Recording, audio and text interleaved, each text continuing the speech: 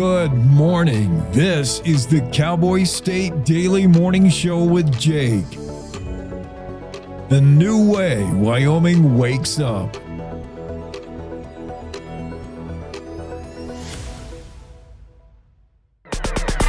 It's time to take a look at what's happening around Wyoming. From the Cowboy State Daily News Center, I'm Mac Watson. Teton Pass was closed all day on Monday as the Wyoming Department of Transportation did a controlled avalanche. Cowboy State Daily's Andrew Rossi reports how a controlled avalanche works and how much snow came down the mountain. IDOT made the decision to close Teton Pass at 3 a.m. Monday and do a controlled avalanche, which meant a detonation. The devices that use propane and oxygen rather than explosives at 3:45 a.m. And that sent a wall of snow onto the pavement. We're talking at least 30 feet high and between 200 and 500 feet long. And when it's wet and heavy like that, they can't use the traditional snow blowers that they use to clear the highways. They had to call in dozers and loaders to get up there and move all of it. The mountainside had been scraped down to bare soil, leaving a massive amount of snow on the highway that was removed and the road was reopened.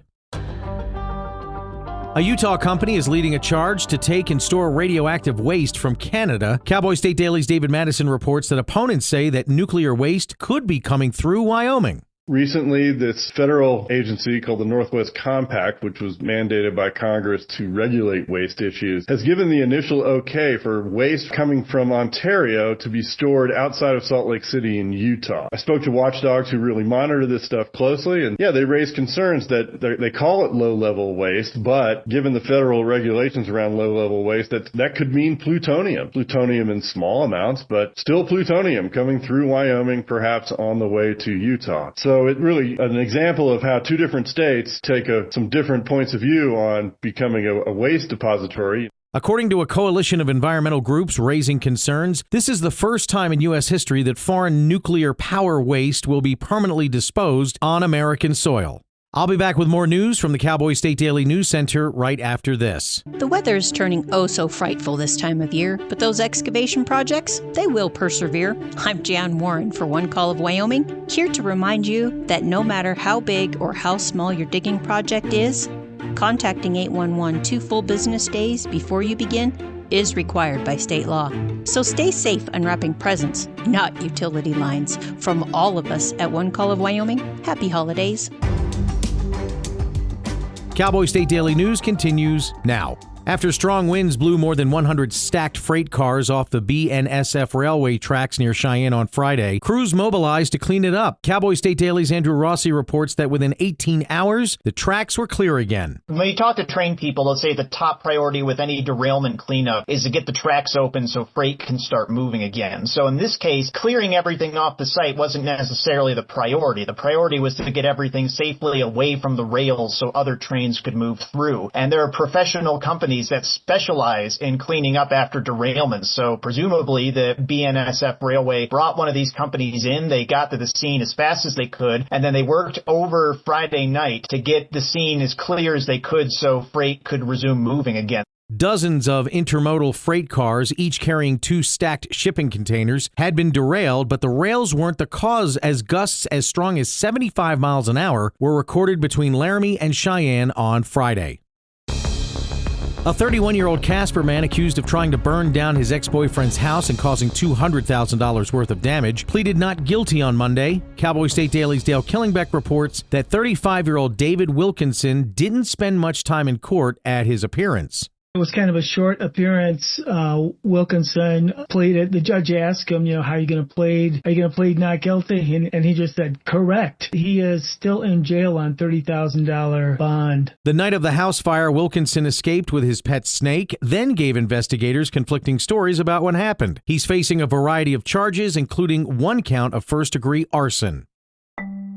A judge has ruled that even though a 77-year-old Wamsutter trucker won an appeal in the Wyoming Supreme Court, the state can keep $54,000 it found in his car. Cowboy State Daily's Claire McFarland reports that Ronald McEwen claims it's his life savings, but the state showed it was drug money. The catch is that the standard of proof isn't as hard in the civil case. So rather than like the beyond a reasonable doubt standard that the state would have pursued if it wanted to convict him of being a drug dealer, for example, that's softened in the civil case to clear and convincing evidence. McEulin was sentenced to 20 days in jail plus a year of probation.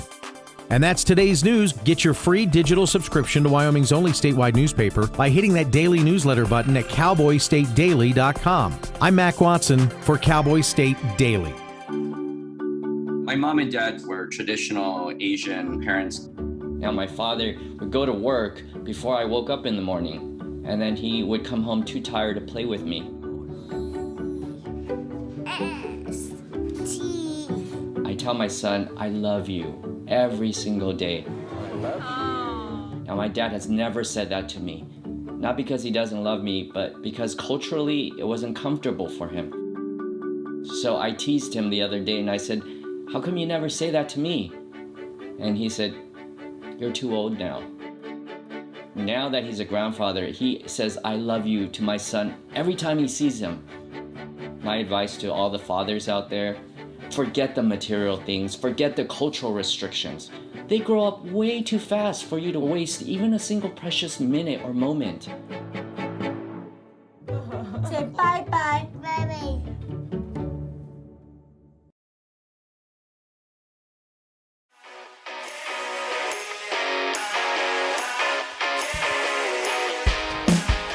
It's the Cowboy State Daily Show, Tuesday, December 23rd, and we got to get right away. Go to the Zoom room. Let's go there right now, because Jen Coker's there. Jen? Good morning. I don't like to stay waiting, so thank you. Yeah, that's stupid. You're too important for that. Yes, I'm very important.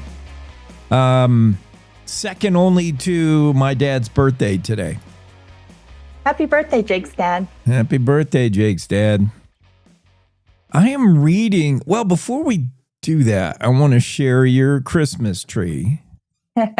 I'm trying to figure out how to do that. It's kind of cute, isn't it?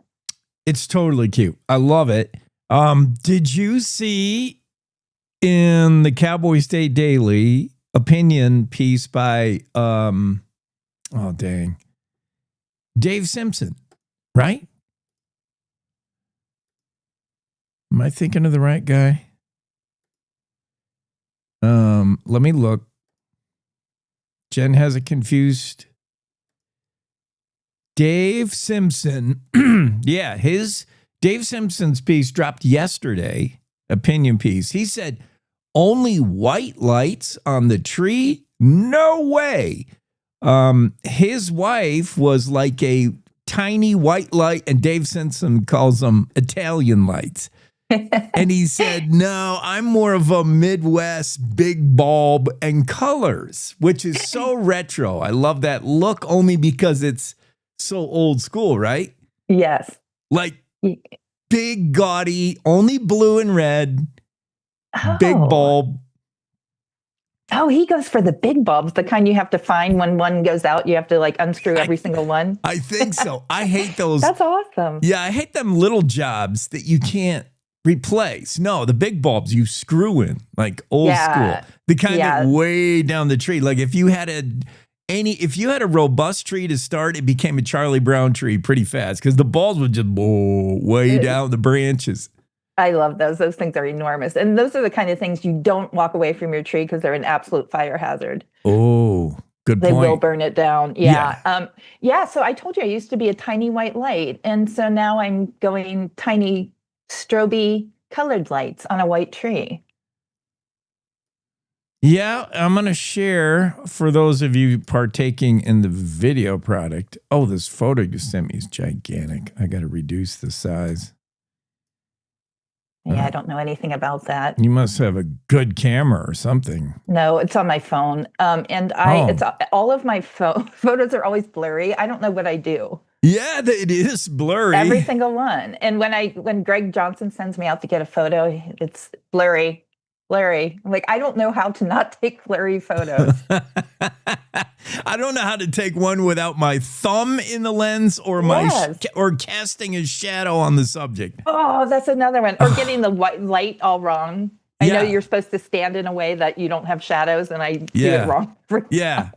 I suck so bad. When I ask professional photographers, like for advice or whatever, they always jump to like the second class, like photography 201. I'm like, no, I need 101. Yeah. They're like, oh, you have to frame in contrast. I'm like, let's go back to pointing the camera at something. Yeah. I just want non-blurry. Let's start there. There's Jen's Christmas tree. I can't see it. Look I at bet that it's thing. cute. It is cute. You're sitting right next to it, aren't you? Yeah, well, I'm standing trying to take a non-blurry photo. It is cute. Thank you. So Dave Simpson, we're discussing what it should look like, and you're going with the little white Japanese style tree with disco lights. Yeah, that's strobe. And I have the setting, it's got like 7 settings and colors. So I go for the strobe bright colors. That reminds me of something. The strobe flashing. Have you noticed? Do you watch? I feel like every time I bring up anything pop culture reference, you and Abby are both like, move along, sir. I know nothing pop culture. I don't have a television. Oh, well, this is going to be wasted on you. But every TV show now, in the warning thing, it's like rated PG, whatever, rated PG-13. And then, of course, they warn you about the things that are going to happen in the show. And traditionally, those were one of 2 things: nudity or sexual situations, and perhaps violence. Now it's a laundry list of stuff that causes every woke snowflake to run to their panic room. It's like references to President Trump. No, I'm just kidding. But it'll be like, caution, strobe. There are some lighting effects in this movie that will bother some people that are sensitive to strobing effects. Whoa. Because there's like 0.0001% of the population will go into an epileptic fit if they watch the strobing on this TV show. Oh, that's funny. And we're so triggery, aren't we? We're really triggery when the opening of every TV show has it, and it used to take up just the corner of a screen. Now it's almost like it's the list. It's like a disclaimer list. Caution, this show may kill you for the following reasons. I'm like, can we just watch the show already? Maybe if you're that sensitive to TV, you shouldn't own one like Jen.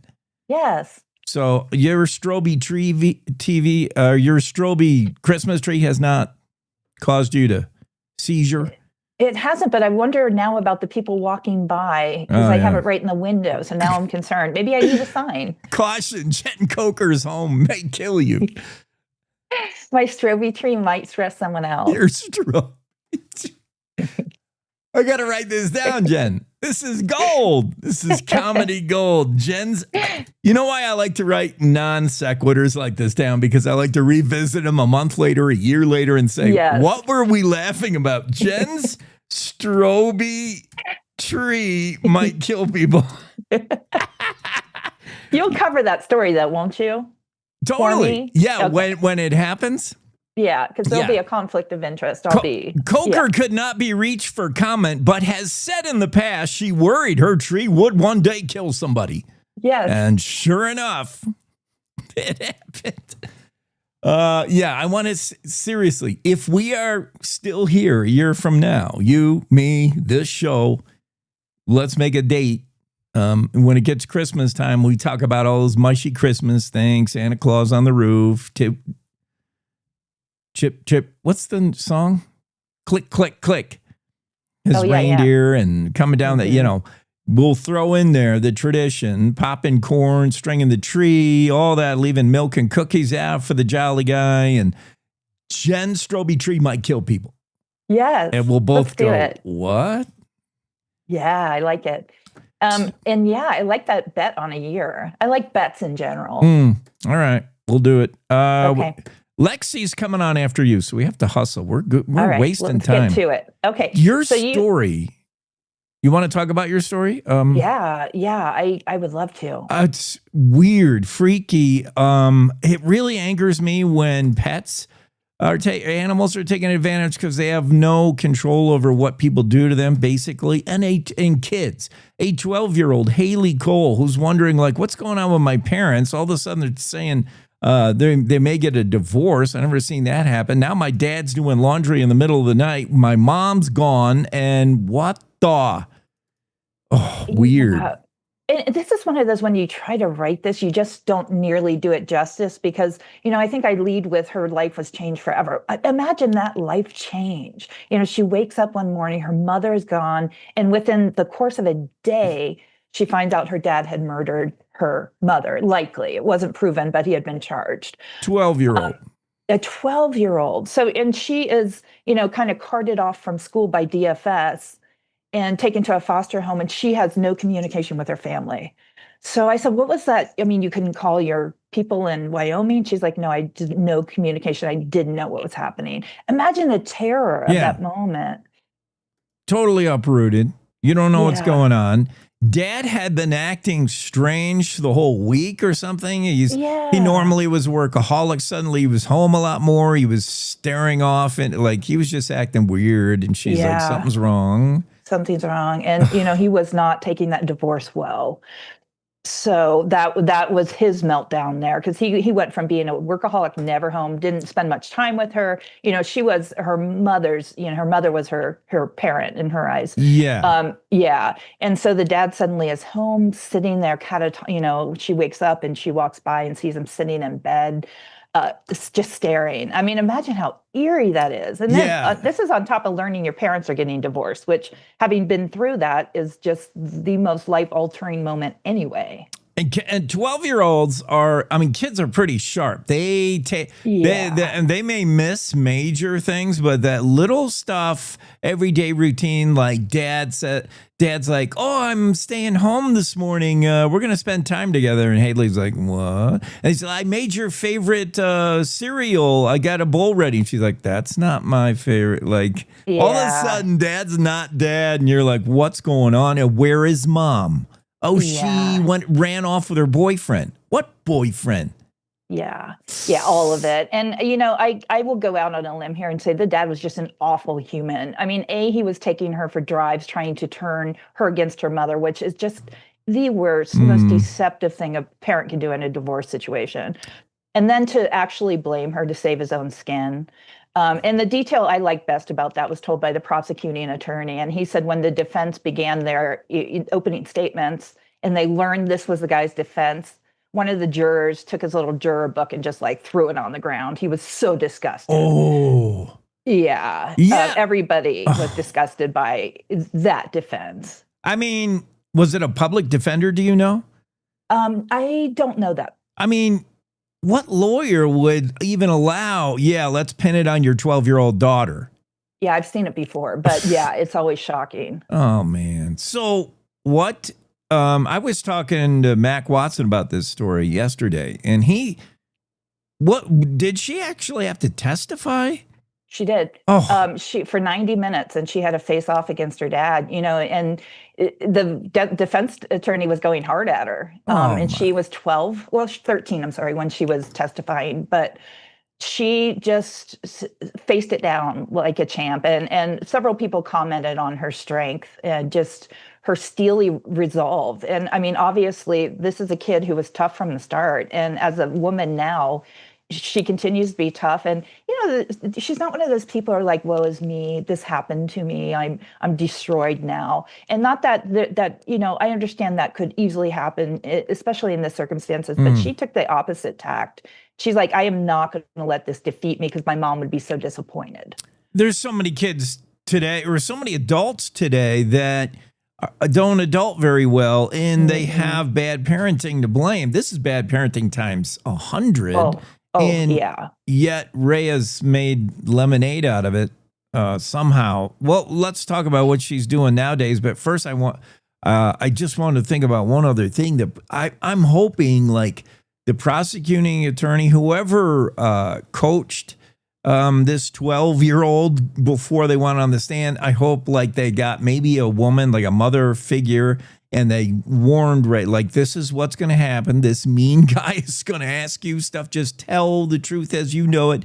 Don't let it rattle you. Hour and a half on the stand as dad tries to pin the murder. How would this 12-year-old have killed her mother anyway? Well, his defense was that she was a volleyball player and a basketball player, that very avid athlete. And he said that's right. that he woke up in the middle of the night and saw her standing there with a bloody knife next to her mother's body. And his defense was she had the skills. She had the serving skills as a volleyball player to stab. And then when she got on stand, she's like, actually, you serve underhand. Yeah. So he didn't even have that right. Oh my God. If I'm the judge wearing the powdered wig and this guy's like, yeah, my daughter did it because she's really good at serving in volleyball. And it's the same motion you would use with a knife. And she goes, we serve underhand. Isn't that awesome? If I'm the judge, I'd be like, we're done here. Yeah. Go sit down. I think nobody was buying his defense whatsoever. And I don't know if I added this in my story because, you get to the point where you're like, you have so many things going through your head. But years later, people would, because she does give presentations. She shares her story publicly, both in high schools across the United States and also at domestic violence presentations and that type of thing. And she gave a TED Talk.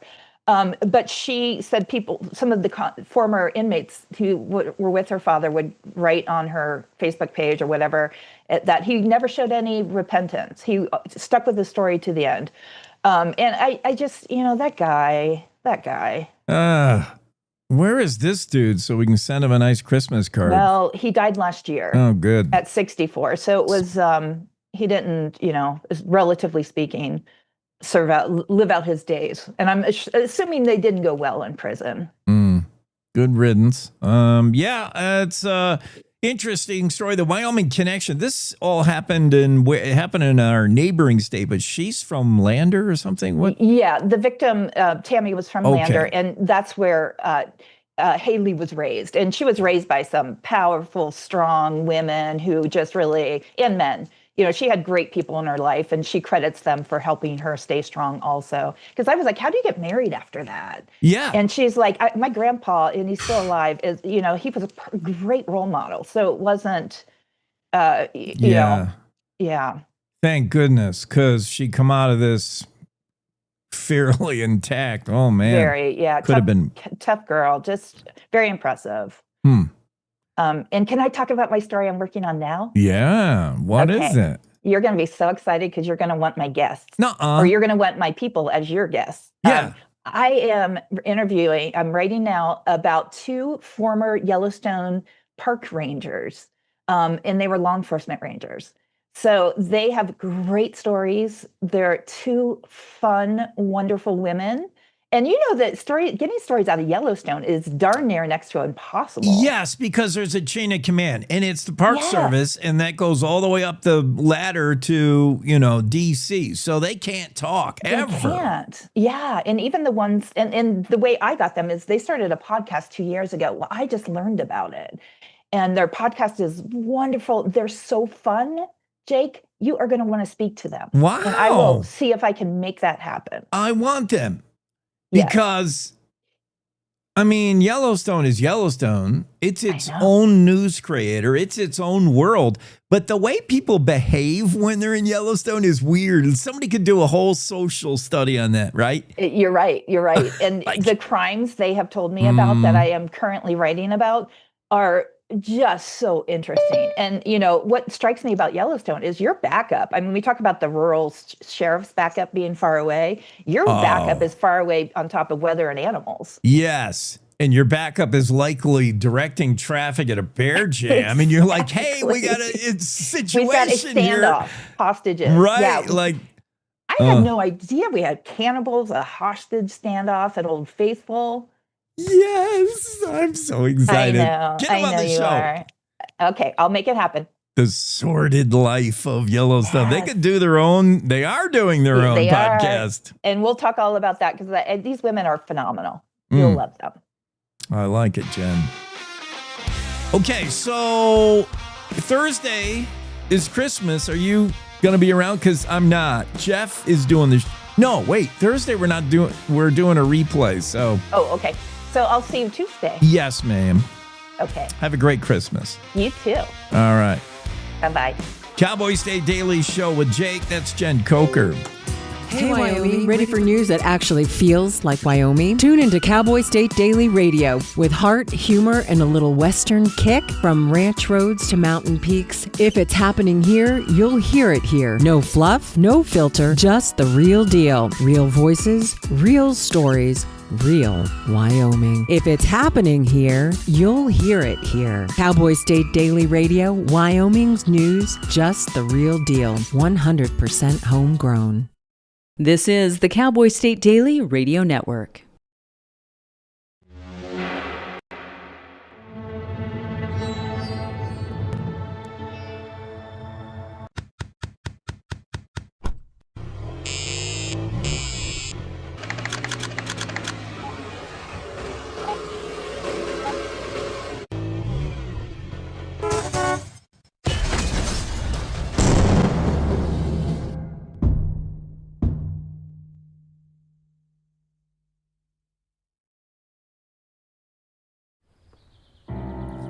Hi.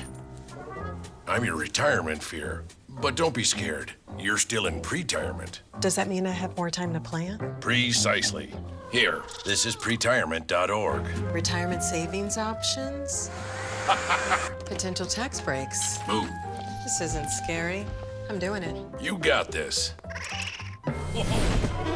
Visit thisispretirement.org for free resources to help you customize your action plan. So as a technical sergeant, E6. I served in Vietnam in 1969. I am a U.S. Army veteran. Have you ever helped a fellow veteran? Of course. Yes. Try to always be there for each other. I do my best reaching out to my brothers and sisters in arms. Have you ever asked for help yourself? It's always tough, right? I can't say that I have. I mean, If you don't have someone to kind of help you guide those thoughts, it can be really bad. Eventually, you just can't deal with it on your own. I guess it's a part of the military too, right? Service before self. It was drilled in, service before self. And you start to question, maybe people would be better off without me, When you realize that you're not alone, once you take that first step, there's so much support.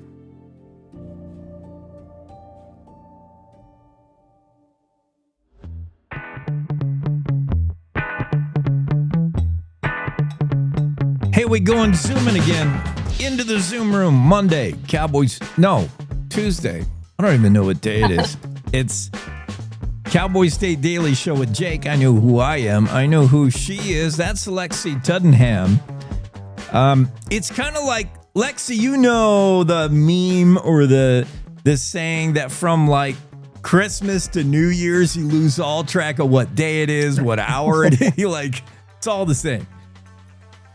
Oh, yeah. You should see the stack of laundry that's just to my right here. Oh, my. When she's not doing laundry, you might find Lexi, Executive Director of Healthy Environment Alliance of Utah. That's HEAL, formerly Sheep Mountain Alliance when you were in Colorado. You're now in Utah, right? Where in Utah are you based? I am based in West Jordan, Utah. West Jordan? So on the Wasatch Front, yeah. Oh, beautiful. Love the whole state. Even the Dugway Proving Grounds? Where you gotta love the scars and the ugly bits and all. I know. Kanab's my favorite town in Utah. I love Kanab. I mean, Utah's got so many great jewels and clean air thanks to the work of what Lexi does. We're working on it. I mean, we're going to talk about HB 420 and a whole bunch of stuff. But you're in the news now for us, Cowboy State Daily, because of David Madison's story. Utah company wants to import nuke waste from Canada. This is the same outfit, I think, or maybe it's a different outfit, but it's not the first time it's been proposed that Utah should be the burying grounds for nuke waste. Italy wanted to send their nuke junk over to Utah at one time, and the then governor said, nah, we're not interested. It makes me think, if nuclear waste is all that innocent, like not harmful, low level, no problem, why don't these countries want it? Or anybody want it? They want to give it to somebody else. It's so weird. Your organization is interested in making sure that basically the next generation can go outside and enjoy green space, enjoy fresh air outside. The whole reason we're all out here in the Mountain West, whether it's Wyoming or Utah. Yeah, we really think that, access to a healthy environment is a basic human right, and everyone has the right to live, work, thrive, play, raise families in a healthy place where they can breathe clean air, eat clean food, and drink clean water. And that is truly our mission at its core. Lexi, by the way, I can't even talk to you. She has degrees in biology, environmental management from a couple of outfits called Harvard and Yale. I mean, some people choose between the two top Ivy schools. She goes to both. Like, we can't even talk. No, I mean, I think it was great to be able to go to these places and learn about issues and then bring those skills back to the Mountain West, which is really my home and where the place that I care about and the place that I want to be able to live and raise my family and make sure that my friends and family and their friends and family and my neighbors can continue to live for a very, very long time. Yeah. Yeah. Including your own, your own family. You have a kid, right? Two. Two. Yeah. So let's dig into what are the details of this story. David Madison, this company, Energy Solutions, based in Clive, Utah. Don't try looking for that. There really isn't any such place in the middle of nowhere. That's Expanse, where people go to race a car as fast as they can. The land speed record set at the Dugway Proving Grounds, just basically flat track and nothing in Tooele County. Tooele County, yes. So Energy Solutions says they've got this great deal cooked up. It's going to be good for the economy because they're going to shell out $30 million, I think, in taxes. So whenever I hear big dollar amounts, it's red flag, follow the money. Like, I want you to talk about that. And what is Energy Solutions that you know of? It's just like a small outfit that takes nuclear waste and buries it or gets rid of it safely, I guess. What are they so far that you know of? Who are they? So Energy Solutions has had a few different names over the years. I think they've been known as maybe, they're slightly different than EnviroCare. They've had a few different names over the years, but essentially they have a facility in Clive, Utah. They also have facilities out east in sort of, I think, Tennessee area. And as long as I've been around Heal and for a while beforehand, they've always, to my knowledge, simply been a nuclear services company and with really a primary focus on management of waste and disposal of waste. We have seen them recently rebrand, actually just this year, as a nuclear energy company. They have an MOU down south in Delta, with a data center and with sort of Intermountain Power Plant group to potentially build small modular reactors down there. But I don't think that they've really done that in the past. They've really been focused on the waste portion. And I think there's kind of an interesting component of, is this vertical integration where you produce the waste and then maybe get to also make a profit off of disposing of some of that waste. I don't know if that would quite be closing the loop or if they would be able to dispose of that waste there, but it's an outstanding question for me. So, yes, that's a little, I don't know, to me, maybe you as well, and maybe Heal, it's a little suspicious when a company that until now has always been a nuclear waste disposal site. That's been their jam. That's what they're expert at. And now all of a sudden they want to run the full gamut. They want to be also produce the nuclear. And a lot of that, every company, it seems, there's one starts up every week because of the mandate from POTUS. We're going to get all friendly with nuclear, and suddenly everybody's got this idea to go with a modular nuclear program, and Energy Solutions next in line. Well, whether they do that or not, what about what's this idea that the Canada thing, and where is this in like the approval? The Northwest Interstate Compact, they need approval from that. Well, like, what do they need? Because they can sort of fast track this without public comment, and they can get it going fast. Well, what do they have to do next? Yeah, so I think so one of the issues that we've had with this is that there's been very little that we have actually been able to learn about it early on and really be able to get the public to engage. So we first learned about this in early September. The Northwest Interstate Compact is a regional entity that was created to basically deal with regional radioactive waste. There are a few different compacts around the U.S. because the idea is that you don't need to have a million small sites where you dispose of radioactive waste. So let's centralize these regionally a little bit so that we don't have to manage as many facilities, because there's a lot of security, environmental health, and so on, and other concerns when you're dealing with a facility like that. So the Northwest Interstate Energy Solutions is within the region of the Northwest Interstate Compact, but it's not actually a compact facility. So there's a lot of waste, like medical isotopes from Utah, that actually get sent to the Hanford area. So there's a Northwest Interstate Compact facility in Washington where some of our radioactive waste gets disposed of.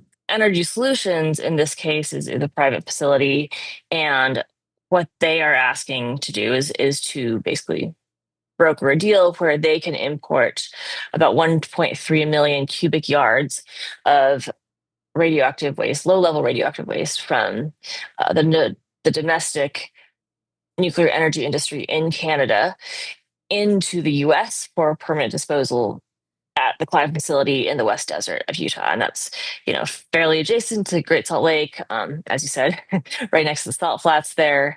And it would probably be disposed of there permanently.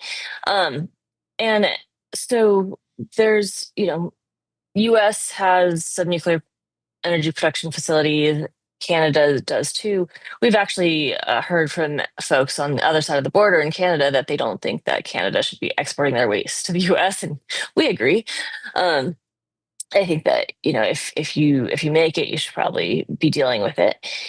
And one of some of the issues that we worry about is that we don't really know specifically what is going to be in this waste. It's low level by definition, and as we are told, class A, but that doesn't really necessarily tell you what the radioisotopes are going to be in it, and that matters in terms of human health. There's some are longer lived, some are more harmful to humans, and we also don't know the transport routes that it's going to move through. We'll get back to that, I'm sure, but it could move through Wyoming. I'm not sure exactly where it's going to go.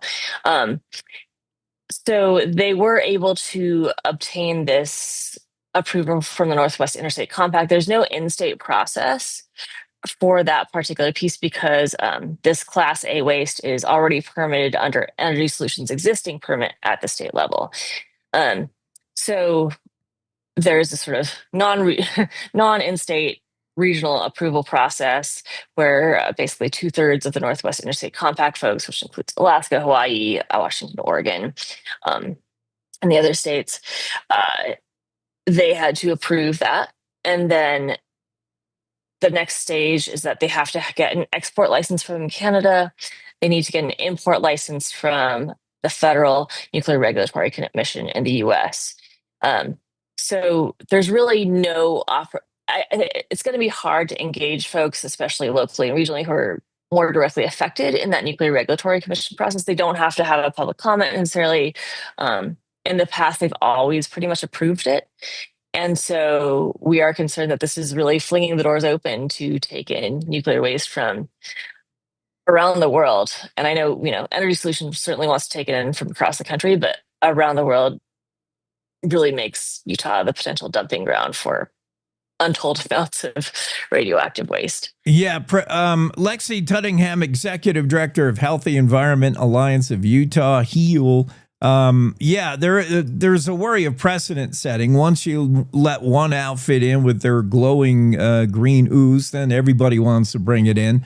There's a lack of like a known certain depository in the U.S. They didn't want it in Nevada at Yucca, or who is going to take this spent nuke. So I'm interested in classifying low level, medium level, high level. Do you understand it? I mean, you went to Harvard and Yale, Lexi. Like, what could be low level stuff? How do you decide? And how do you trust self monitoring that you can't just say this is low level? Who looks at that? Like, let's make sure it's low level. Yeah. So the Division of Waste Management and Radiation Control in Utah will inspect it when it comes to the Clive facility. And there is a difference for sure between low-level radioactive waste and spent nuclear fuel, which is one of the highest levels of radioactive waste. Here in Utah, we don't take the Class B and Class C waste. However, I am concerned that as we take in increasingly large quantities of that low-level waste, and that really has to do with sort of like how the amount of radioactivity within a certain volume. So it's kind of averaged out. So you can have a little bit of very highly radioactive radioisotopes, or you can have, a large volume of perhaps less radioactive isotopes and materials in there. And that could be anything from, it's things that were used in the civilian nuclear industry, everything from like bunny suits to just like the material casings around things. But there is a lot of volume of that waste that comes into contact with the fuel and becomes contaminated, and thus has to be dealt with in a safer fashion. So, this is not spent nuclear fuel, but as you noted, we don't have any place to dispose of that permanently in the U.S. Like we hear a lot about interim storage. Interim at this point really means permanent, and I think Wyoming has made some pretty strong decisions about that recently, and a lot of citizens and the communities have expressed their concerns that they don't want to become a permanent disposal facility for spent nuclear fuel and these higher levels of nuclear waste, because it's going to be there forever at this point because there is no permanent facility. Interim storage of spent nuclear is like. I mean, you're talking about something with a decay rate with a lot of zeros behind it. There is no interim. Yeah. Well, Lexi, I get that, you let this project in low level. It's this defined as this. And then what happened? Does that mean now Utah's open for business for something else, some other kind of, higher level? But if we take this in a vacuum, as you understand it, Energy Solutions proposal with Canada, is this something that is already happening at Energy Solutions, and would HEAL be okay with it just on its one-off alone? So I think the key part of this is the over the border piece, because we've talked to folks who have been around for a while, and if we had started taking in that Italian waste in 2007, there would be tons upon tons upon tons, millions of tons probably, of radioactive waste from various places across the entire world that would be dumped here in Utah permanently. I think that precedent is really what we're concerned about. We know that they already take in low-level waste from various sites around the country, and I think that's already permitted under their current permit. I think what we are always concerned about is them pushing that envelope just a little further. I mean, I think when we look at, they have a very strong lobby, and we know that this bill that you referred to earlier, they agreed to voluntarily pay a $30 million tax. When someone is voluntarily agreeing to pay a $30 million tax, of course, it makes me wonder, well, how much more are they making, to be honest? And I think that $30 million tax had to do with the fact that then they were going to be able to fast track the expansion of one of their disposal cells. So they can start taking in this waste before they even expand that cell. When they do have that expansion, there will be a local public comment process within the state for that expansion. However, it's very unlikely that they would disapprove it, especially with this $30 million tax essentially going back into what will probably be a nuclear energy research fund for the state. Yeah. And I think what you're saying about being open for business is very much the intent of what Utah is trying to say to the world and certainly to the country. Right.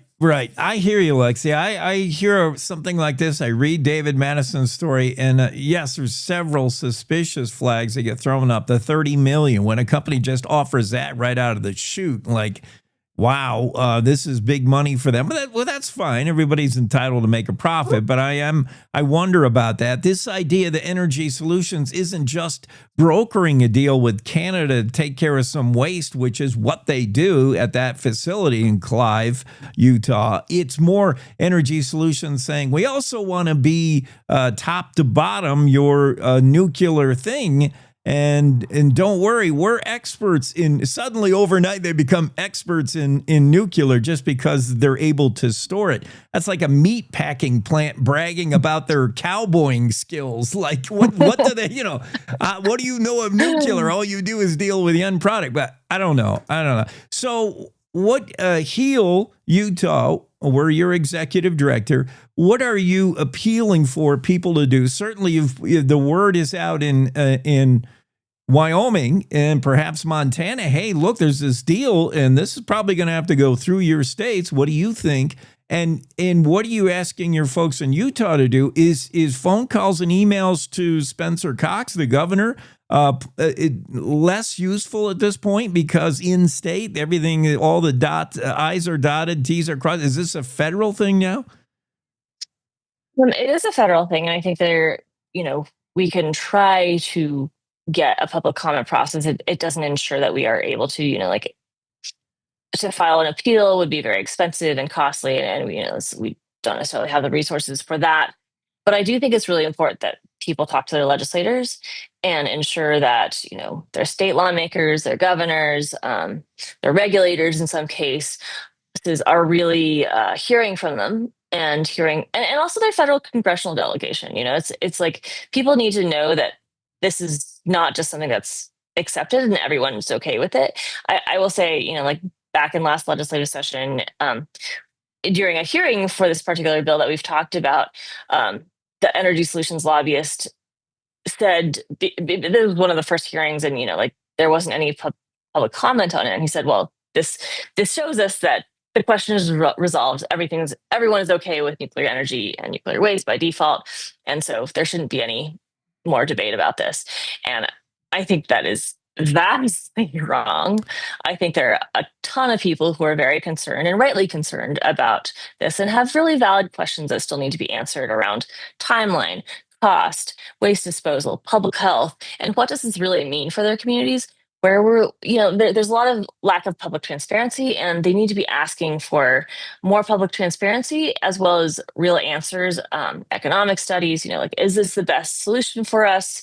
Are we really doing our best to ensure that communities are taken care of? Here in Utah, we actually have a $1.8 million PR campaign being run by the state to increase acceptance of nuclear energy around the state.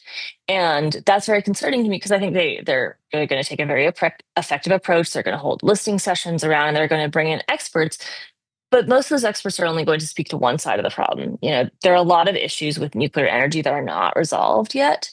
And we need to admit that if we're going to go down this path and make sure that we're taking a clear-eyed look and being really clear that we're prioritizing community health, ensuring that people have a say, and that people are not just being put in the path of these potentially harmful isotopes in a way that they don't know. We have a history of that here in Utah, right? Like, we are a downwind state. I mean, Wyoming probably is a downwind state in a sense too.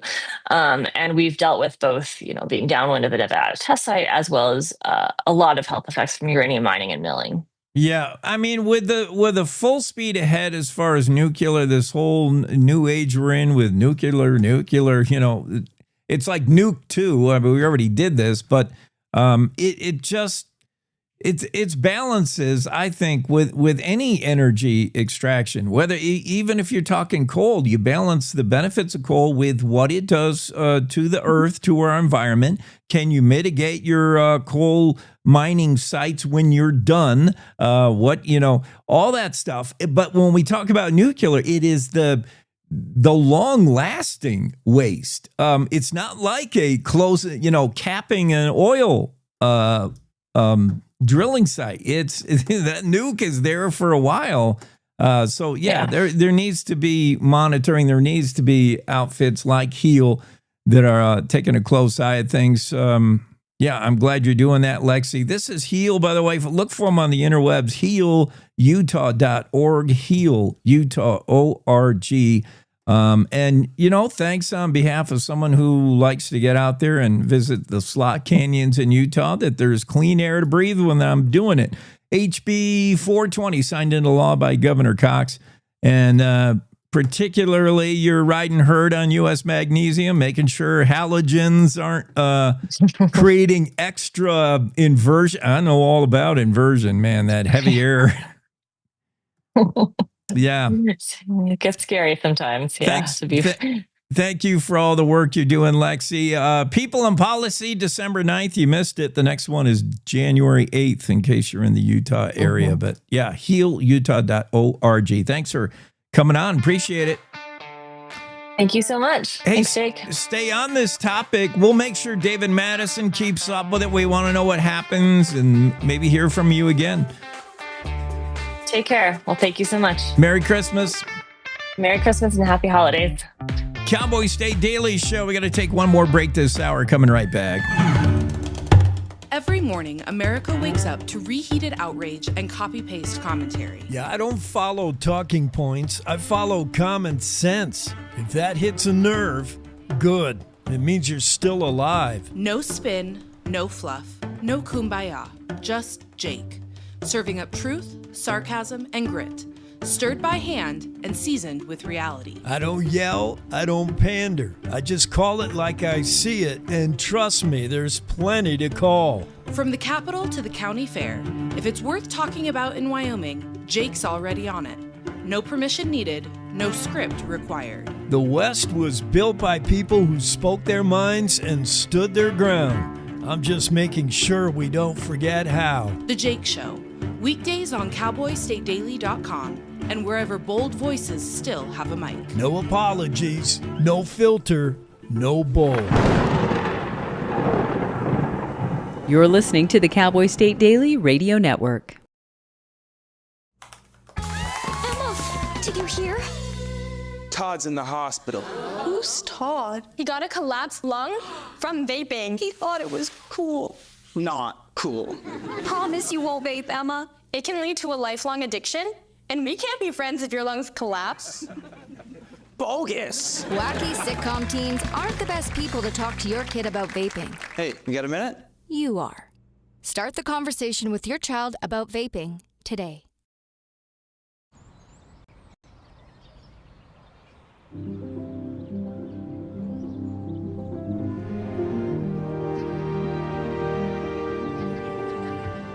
These walls and windows hold me tight. The warm embrace we all call home. My neighbors watch over one another. This little street is a land of liberty of its own, where I always have a place to go. I'm free to call this place my own.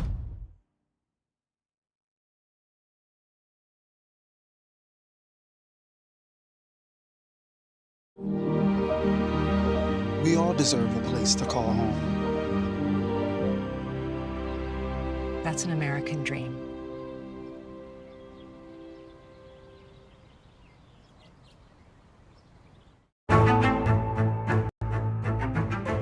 When the uniform comes off, the battle doesn't always end. Too many of our veterans are fighting silent wars, with trauma, with loss, with hopelessness. Downrange Warriors stands in that gap, offering peer support, purpose, and a brotherhood that saves lives. You can help. Visit downrangewarriors.org. because no warrior should ever walk alone. Hope is waiting. Be the reason they find it.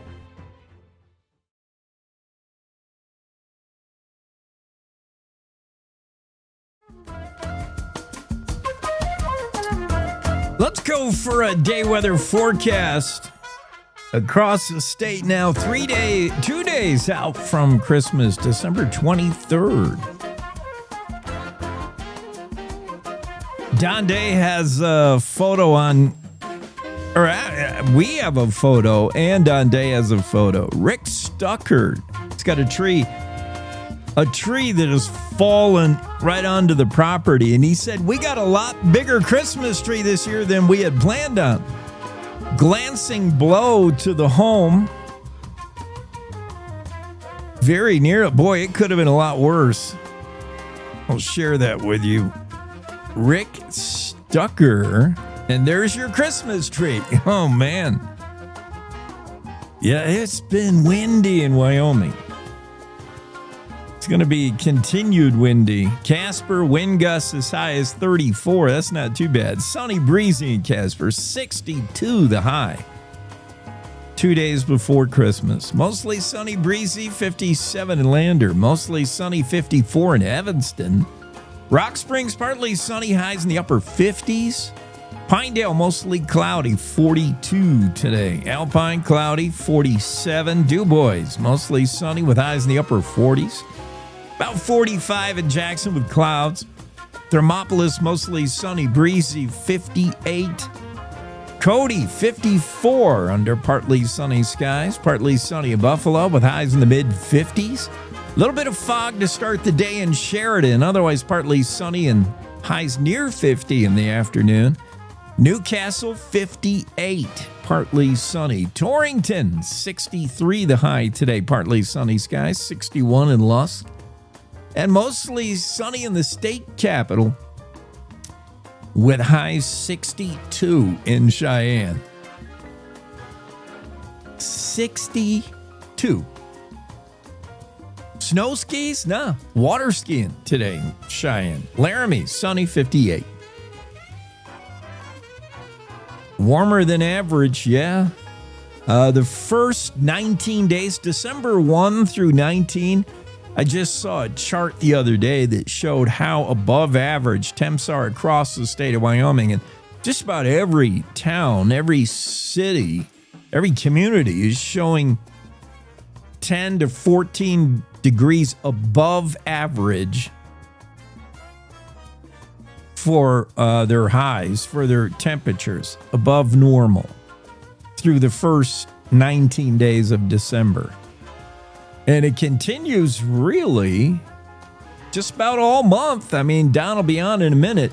A little bit of a cool down coming, I think a day after Christmas or 2 days after. But really, all of December now, still yet looking for winter. Where's Waldo? Where's winter? Winter has arrived in the mountains, as Don prefaces. As soon as I say it's been so warm, brown Christmas, and it's t-shirt weather in Cheyenne, Don will say, well, there's snow in the mountains. Boy, he's not kidding. They closed Teton Pass yesterday, where I am in Jackson Hole. Teton Pass is the link to Idaho, Jackson to Victor, Idaho. That mountain pass, always treacherous every winter. It's very prone to avalanche.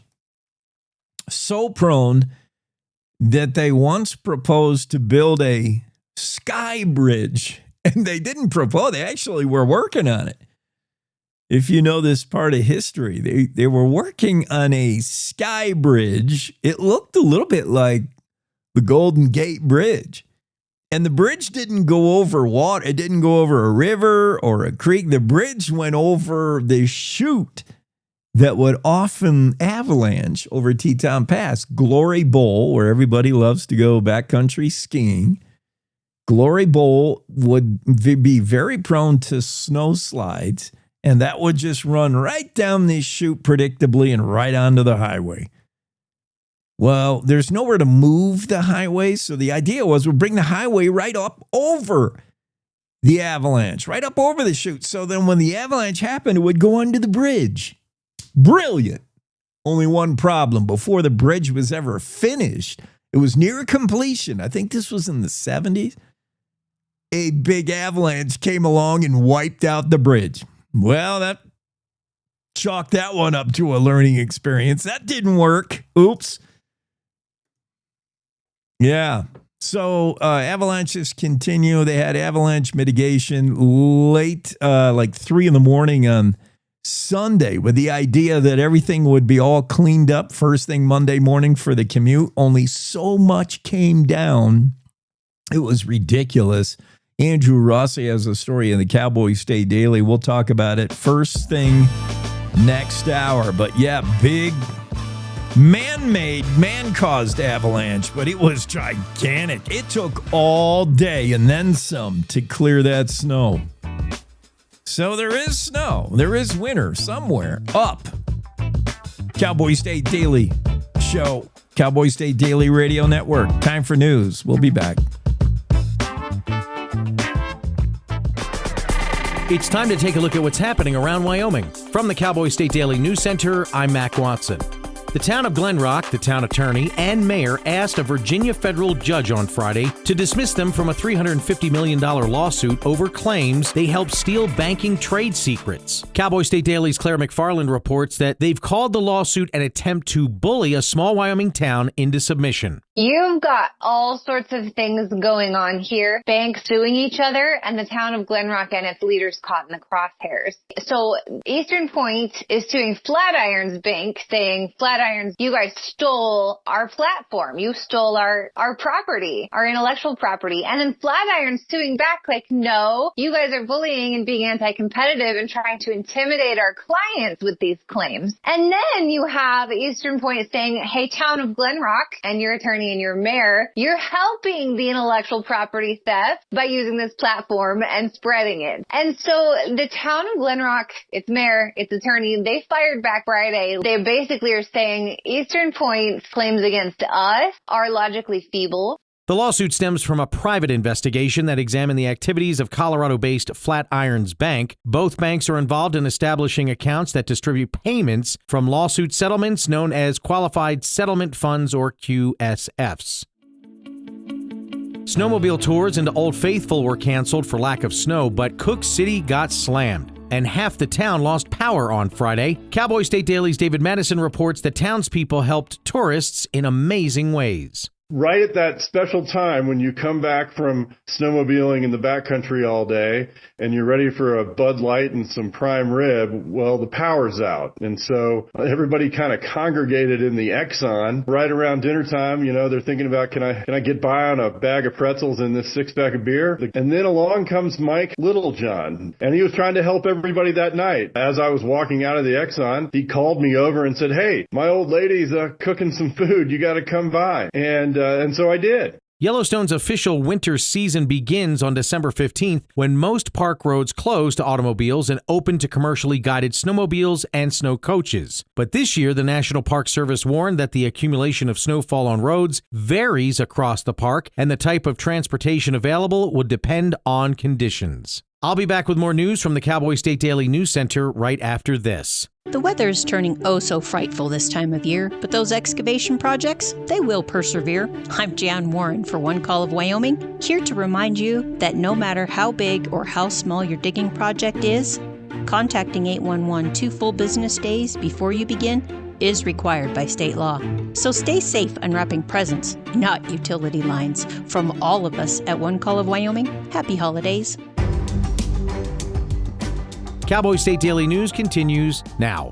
A judge has ruled that though a 77-year-old Wamsutter trucker won an appeal in the Wyoming Supreme Court, the state can keep $54,000 it found in his car. Cowboy State Daily's Claire McFarland reports that Ronald McEwen claims that it's his life savings, but the state showed it was drug money. The catch is that the standard of proof isn't as hard in the civil case. So rather than like the beyond a reasonable doubt standard that the state would have pursued if it wanted to convict him of being a drug dealer, for example, that's softened in the civil case to clear and convincing evidence standard. And even though the judge actually went too soft on the state the first time around, the judge just weighed the evidence again this second time around after the Wyoming Supreme Court appeal and said, yeah, even with the clear and convincing, still looks like drug money, so the state can take this money. McEulin was sentenced to 20 days in jail plus a year of probation and ordered to pay a $250 fine and other court costs. Like many 11-year-olds, Wyatt loves cars, especially tricked-out classic rides. But Cowboy State Daily's Dale Killingbeck reports that as a cancer patient in hospice care, he can't get out to the car shows that he loves. So, the show came to him.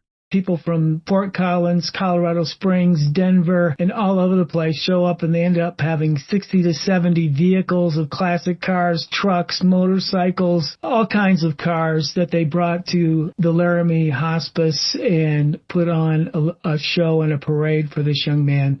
Jimmy Mora, a member of the Rollers Only Car Club and owner of a 1936 Plymouth P2 Deluxe Coupe, helped organize the private parade for Wyatt. And that's today's news. Get your free digital subscription to Wyoming's only statewide newspaper by hitting that daily newsletter button at cowboystatedaily.com. I'm Mac Watson for Cowboy State Daily. Meet Norm. He lives with anxiety, but with the help of this latest innovation from Be Normal, he can be normal, just like everyone else. With the swipe of a finger, you can project happiness, confidence, machismo. Why settle for being real when you can be normal? The Normal Maker, new from Be Normal. This item doesn't really work because there's no such thing as normal. We're all different. What we like, how our brains work. In fact, 1 in 5 of us live with mental illness. Don't filter who you are. Start by talking to someone you trust. And remember, there is no normal.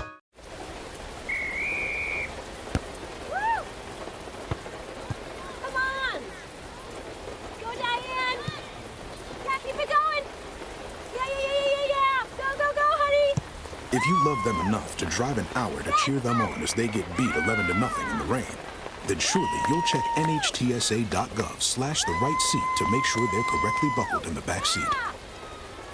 Throw that ball, Diane! Woo! You got this!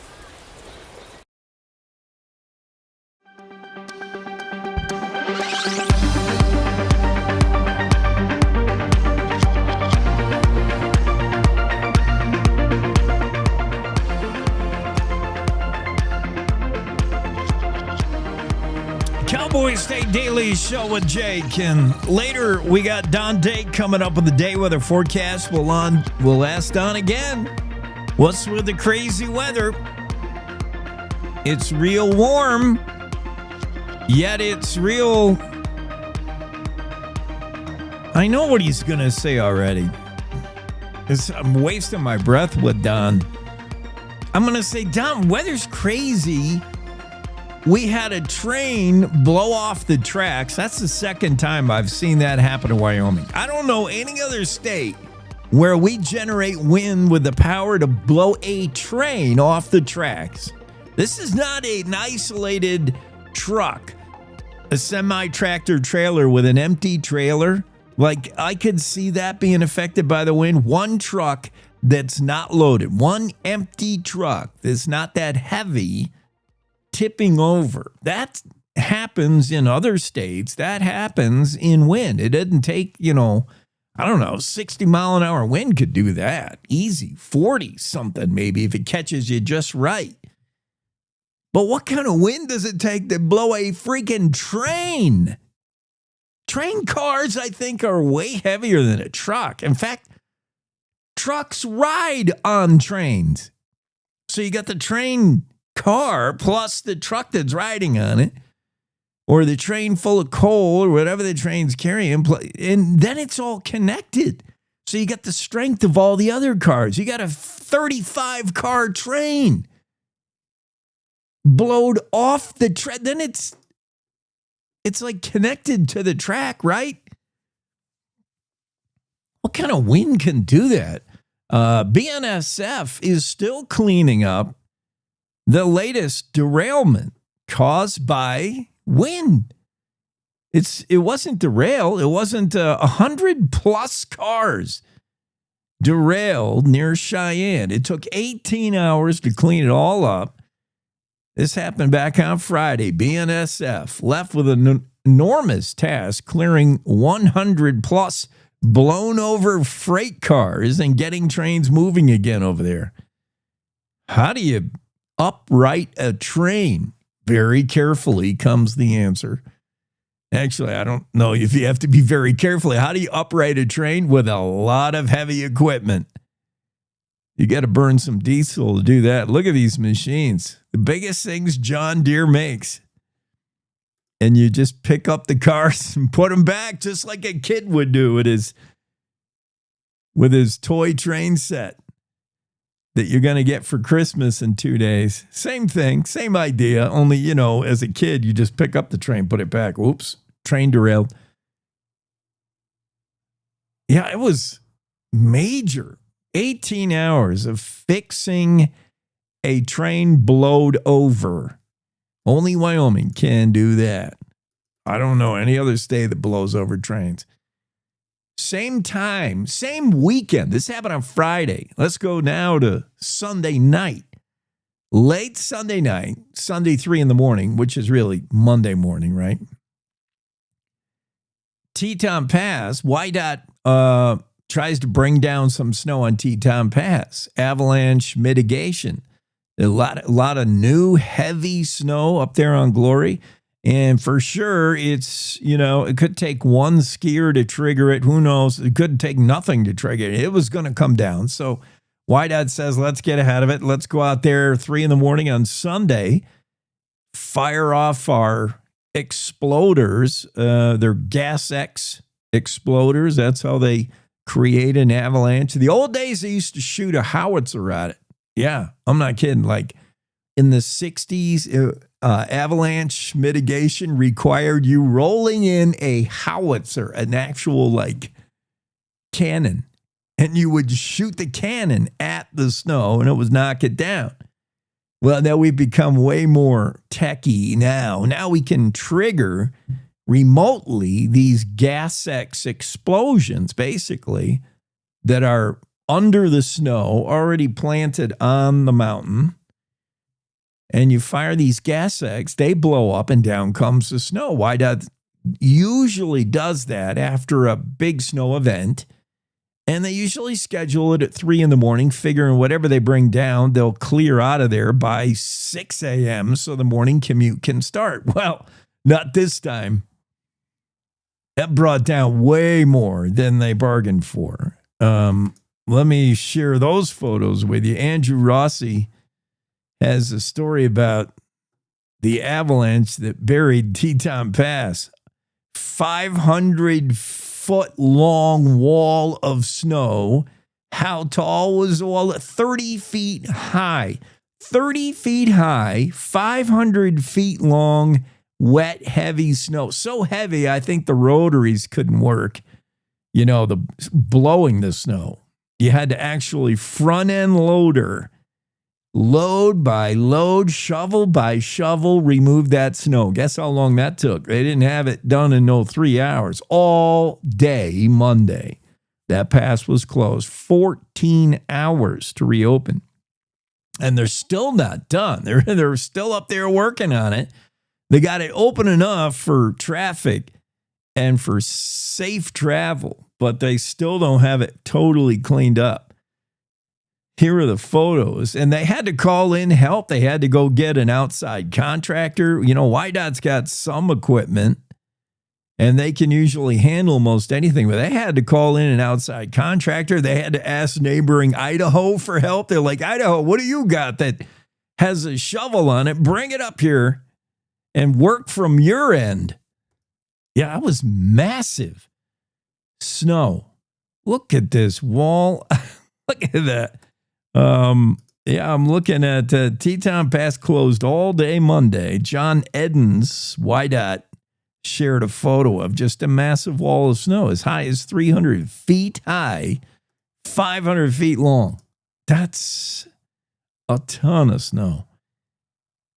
at a time where the whole state is saying, where is the snow? The entire Wyoming is looking at a brown Christmas because Don Day put all the snow in the mountains, which is good. I like it in the mountains, not necessarily on the windshield. I hate shoveling it off the front porch. I hate dusting it off the car, which reminds me, I'm going to ask Don how he prefers to clear his car. So, clear car of snow. Little note to self. We'll get to that when Don's here in about 6 minutes. So when I have Don on and I want to say, Don, what's going on with weather? It's crazy warm. It is literally t-shirt weather in Cheyenne today. You're going to hit 63, 65, something like that. T-shirt. Yet, we had one of the biggest avalanches I've ever seen on Teton Pass, and yet we had a train blow over. All those things, which would signify Wyoming is a big state. All these things can happen in the same weekend in a state as big as Wyoming. That's why it's fun to be here and fun to forecast weather if you're Don, who says every time we talk to him, he says, depends where you are. I'll say, Don, it's pouring rain today all day. He said, well, it depends on where you are. There's sun tanning over there in Torrington. Yeah, it's a big state. So weather kind of dominant in the news today, whether it's an avalanche, train blowing off the tracks. Andrew Rossi's on it. If it's weather related at all, you can read those stories. Too much snow on Teton Pass and so little snow in Yellowstone, they've had to cancel snowmobile tours. All in the same state. So much snow on Teton Pass, they don't know. That took them 14 hours to move it off a highway. Yet, just up north in Yellowstone, snowmobile tours into Old Faithful were canceled for lack of snow. And my closest neighbor up the hill, he runs a snowmobile outfit, and he's like, we had to cancel a whole bunch of bookings. No snow to snowmobile on. Jeez, just go up the Teton Pass. You got more than you can handle. David Madison's story, headline, lack of snow cancels Yellowstone snowmobile tours. Meanwhile, Cook City has been dumped on. Cook City, Montana. And it shows you that dividing line. Don's been talking about that. We got this high pressure deal pushing in from the Pacific coast, bringing all this moisture and keeping out all these lows. I look at this weather map, and when Don comes on, I'll share this. I can't do it until Don comes on. But his weather map shows like 6 L's in the United States, meaning low pressure. Little low pressure said low, low, low, low. They're all around the United States except for this one H, which is just impenetrable, creating this flow off the Pacific Ocean, which accounts for the moisture we've been getting and the warm air we've been getting. And Don said this log jam, this block that keeps out the low is the reason why we haven't had winter yet in Wyoming. And he doesn't see any end in sight. He's like, I thought this thing would start deteriorating. It's still there. This weather phenomena, and may still be there until next year. Won't be till 2026 we get rid of it. And what are the implications? Well, so much snow in Cook City, they had to shut down the town, and they couldn't get any food in. David Madison's story about Cook City, Montana. Snowmobilers shut out of their trip to Yellowstone because there's no snow, had to return to Cook City where there's so much snow they couldn't even get around. They had to go, there were restaurants the Exxon, the center of town, had to run on a generator. I guess they lost their power. They had a big storm in Cook City. So much snow in Cook City, yet not enough snow just south in Yellowstone to snowmobile on. Yet if you keep going further south to Teton Pass, so much snow it took an entire day and then some to get rid of it off the highway.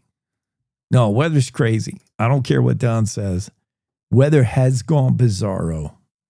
Weather has left the building.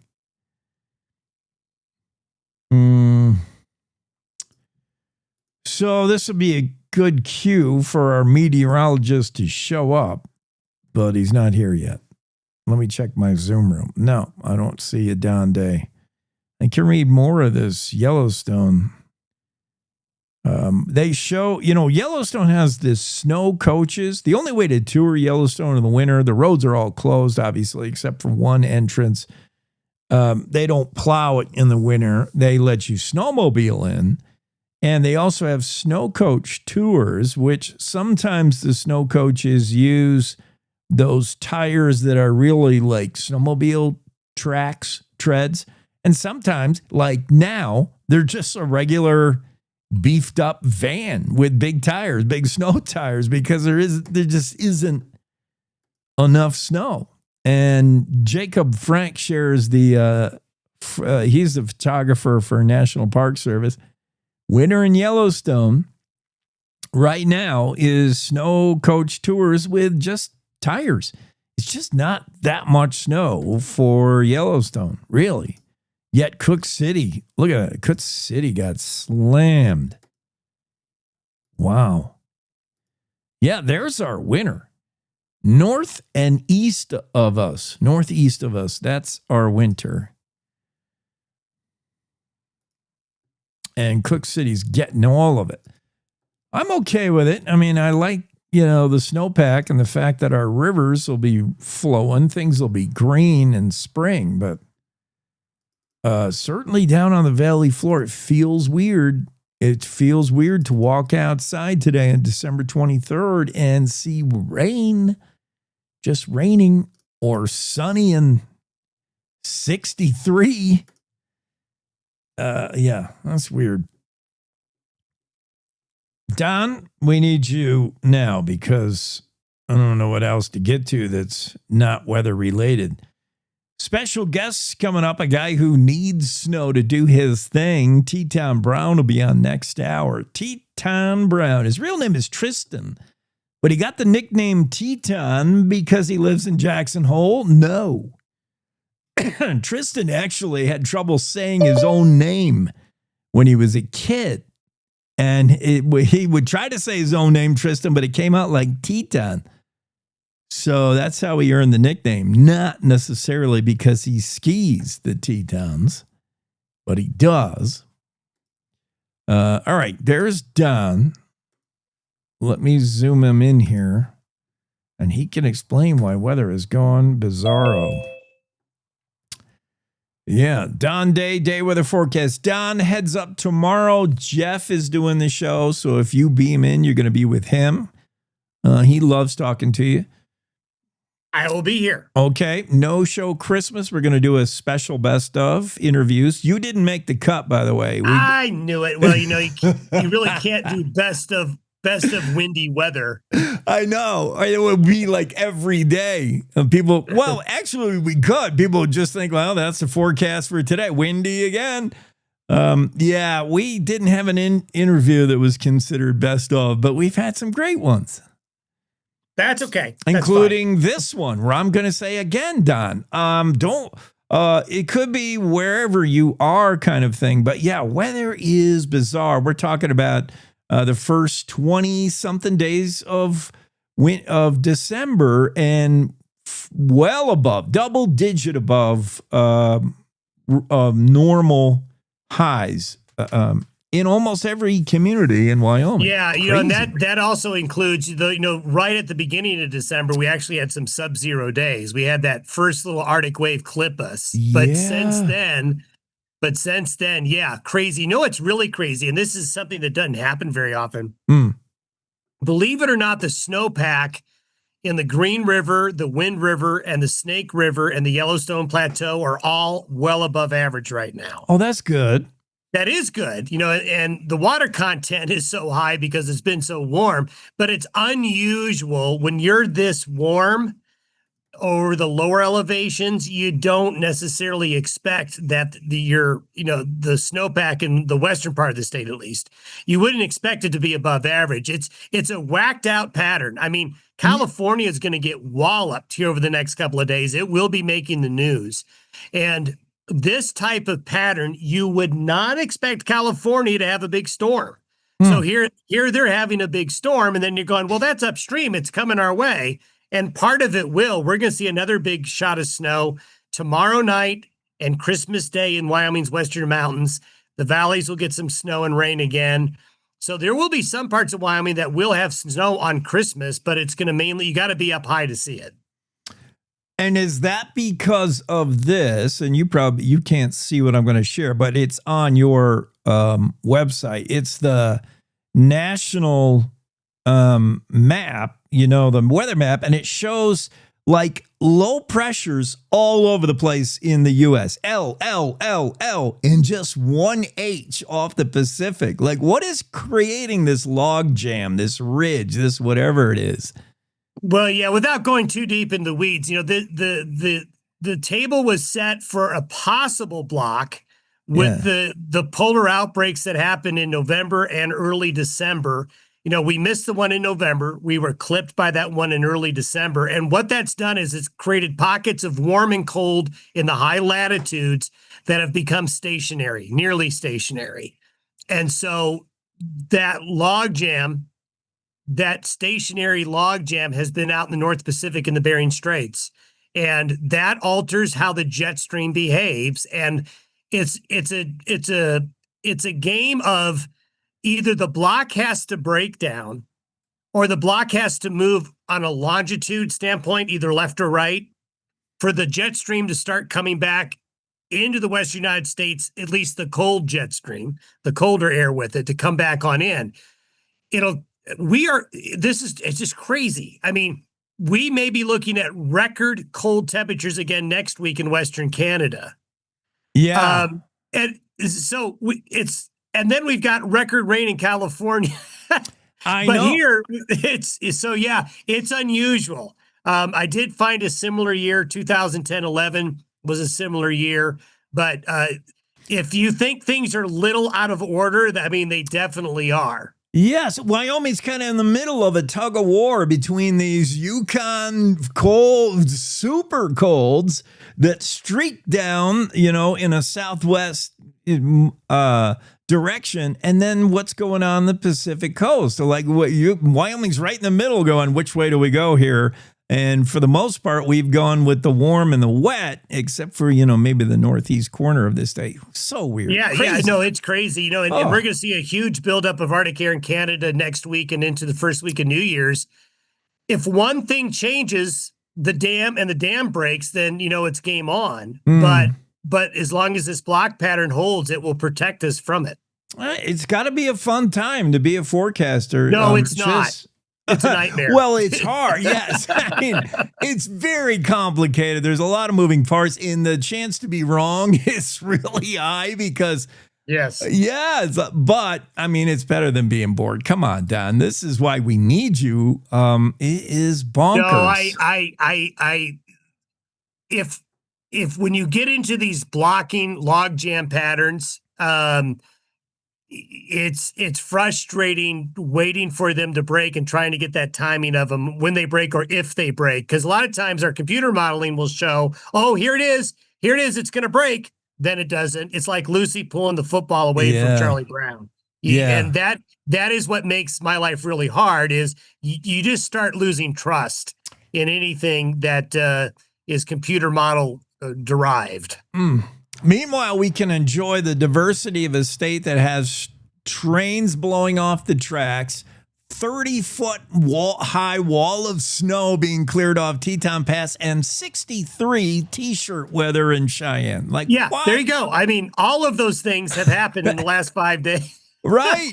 All right, one final thing I wanted to get because I thought of this. We have snow on the mountains. We're seeing that. That's great because I don't like snow down on the valley floor. It's just a pain in the butt. Now, work on the shovel, getting it off the car, and then that made me think of the times I see people who their idea of clearing their vehicle for snow is just whatever the wipers do on the windshield. They got 2 feet on the roof. They got a hole. They can't even see over the snow in their hood. And that's all they've cleared. And I saw this viral video the other day of somebody who they're in a stoplight behind a car like that. And she gets out of the car with her snow thing and she gets this guy's back window for him because she can't stand looking at it. I can't stand that. And don't tell me, Don, you're one of those guys who that's your idea. No, but anybody with a pickup truck can relate to this.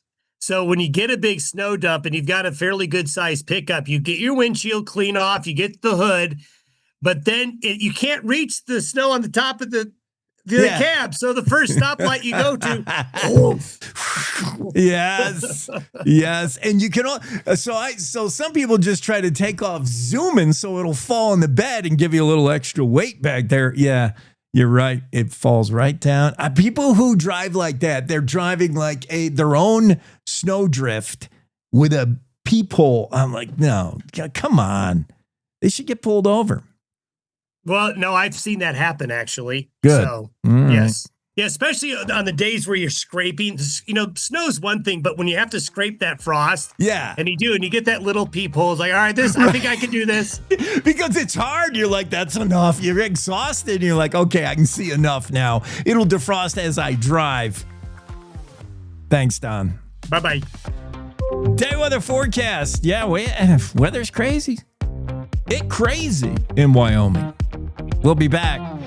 Cowboy State Daily Show with Jake. JB Hunt now has CDLA truck driving jobs in the Cheyenne area, and they're hiring Class A drivers for a local dedicated route. Drivers can make $78,000 a year and be home every night. Plus, medical benefits after 30 days on the job, also earning paid time off on your first day, and enjoy other perks like a company-matched 401k. As a company founded by a truck driver, JB Hunt is driven for you. So head to drivejbhunt.com to see the JB Hunt difference. That's drivejbhunt.com. Winter is here. Wind chills below zero, ice and snow, and the drifts. Oh, you know what it's like. But guess what? Cowboy State Daily has you covered with the most accurate and reliable forecast with meteorologist Don Day. So you know what to expect. You know the saying, if you don't like the weather in Wyoming, just wait 5 minutes. It will change. But you don't have to keep checking the skies or an app on your phone to see if it's going to rain or snow. So make sure you're getting your forecast from Cowboy State Daily's Don Day. Every day. This is the Cowboy State Daily Radio Network.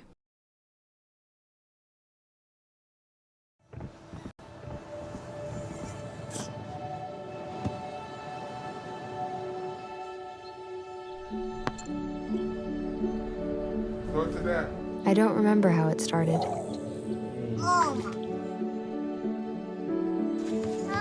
Our back and forth. Victory. Fumble. Repeat. It always came back. Dad! Okay, here we go, throw it! Yeah. You probably don't remember what you told me, That was perfect. but I heard every word. Nice.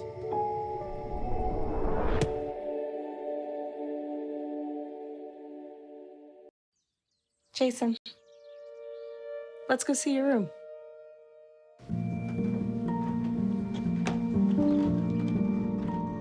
What do you think?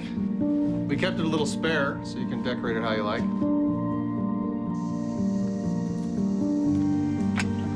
Dinner! Go. Excellent. Soccer is fun. Yeah, I saw you guys out there.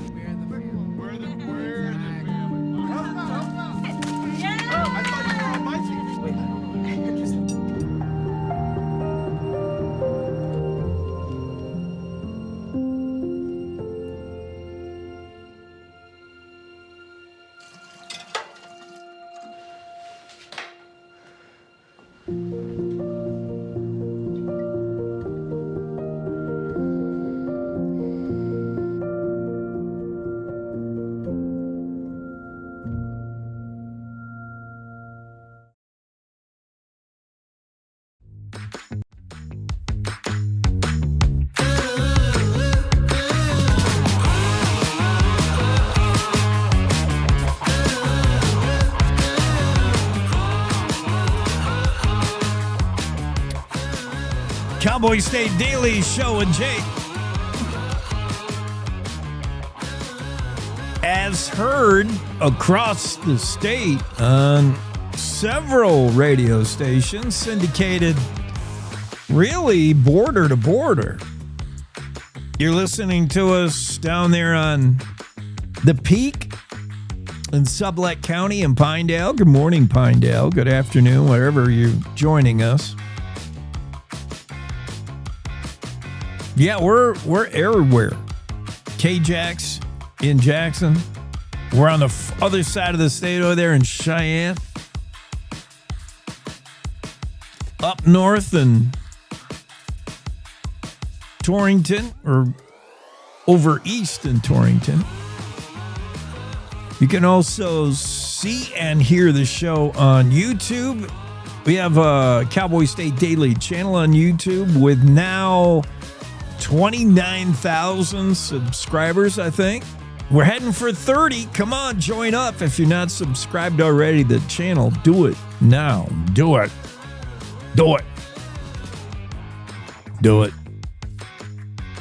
We're on X Live, Facebook Live, CowboyStateDaily.com homepage. Live and archive whenever you want to go back and watch an old show. Why not? Go back, a few months from now, you can go back and watch this morning show when Jen Coker, who was on last hour, said, my strobe tree might kill people. What was she talking about? I don't even know how you spell strobe. Jen's quote from today, write it down, December 23rd, 2025. Jen Coker said, my strobe tree might be killing people. Jen has a little white Japanese tree, and she's decorated it with disco-type lights that strobe. And I said, that sends some people into epileptic seizures because that warning is now on TV shows. I wonder if that's a thing, or is that just me? I'm going to ask the Googler. My idea of asking the Googler is typing in the question because I don't like Siri being on all the time. Or Alexa. That's another thing. Kids today. These kids today. I'm warning all parents right now, if you're thinking about a name for your newborn daughter, do not name her Alexa. Because every time you call her for something in the house, somebody else is going to answer. If your idea is, Alexa, you left your coloring book out on the dining room table, as soon as you say Alexa, on comes your refrigerator or something. I don't know, Alexa is the prompt to get your digital maid to start listening. And it's a problem. Alexa will turn herself on every time she hears her name. So don't name your daughter Alexa any more than you should be naming her Siri, but nobody would do that. But Alexa is, anyone named Alexa. And all of a sudden, all your house will spring to life. Just a little heads up. So, all right, what was I doing? Oh, yeah, I wanted to see if people are noticing that the TV warnings have gotten out of hand. Usually we had to be warned this content might be a little mature for some audiences. 13 or under, this show might not be for you. Because of the sex and violence, maybe some cussing, the language. But it's gone way beyond the three things, language, violence, and sexual material. It's gone on to like, this show may involve the use of whistles, which some dogs may find offensive. This show has strobing effects, which could send some people into epileptic seizure. And that's why this morning Jen said, my strobe tree could kill people. And I would feel terrible. Yeah, TV show warnings. In the upper left-hand corner, whenever you start a TV show, originally there was the parental advisory, right? Explicit content. All right, done. That means there might be some violence, some sex, some language. Now there are trigger warnings for everything. Trigger potential suicide might be broached in this. Trauma might be come up in this. Assault. If the dog dies in this TV show, it could be watch out pet owners. There's like a warning for the content coming up for every possible audience member there could be in the world. That didn't used to happen. When did that start? Where we all became this triggered society, running for our panic room at the sight of anything on TV. Oh my goodness. That dude's wearing orange. Orange upsets me. It's my worst color. There's no end to the things. Well, so I was trying to figure out if anyone else is as worked up as I am about it, and apparently not. Alexa didn't find any examples of people thinking that we've gone too far with the TV warnings. But it is an issue, you cleaning your car off. Now, we haven't had really an incident or a situation where you need to clean your car off. I mean, it hasn't snowed like at all, except in the mountains, but we don't drive in the mountains. But when we have a normal winter in Wyoming, and you people who are either in a hurry, and I don't even think it's so much you're in a hurry, you're just so lazy with your swiper, with your, what do you call the thing, your snow brush? Snow brush.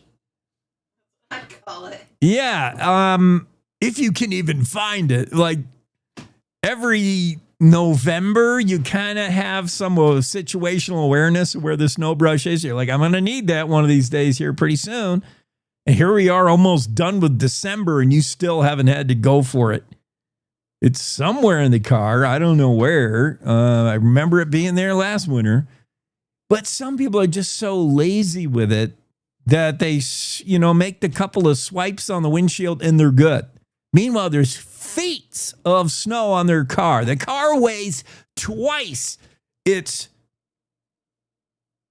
what it weighed when it came off the assembly line in Detroit, because you're carrying like loads of snow. If it all fell off behind you, there had to be a plow truck to come along to get rid of it. You're driving, and people do it, I think it's either A, you're in a hurry and you got to hurry up and you're late for work. Maybe you're late getting to work and that's all you had time for.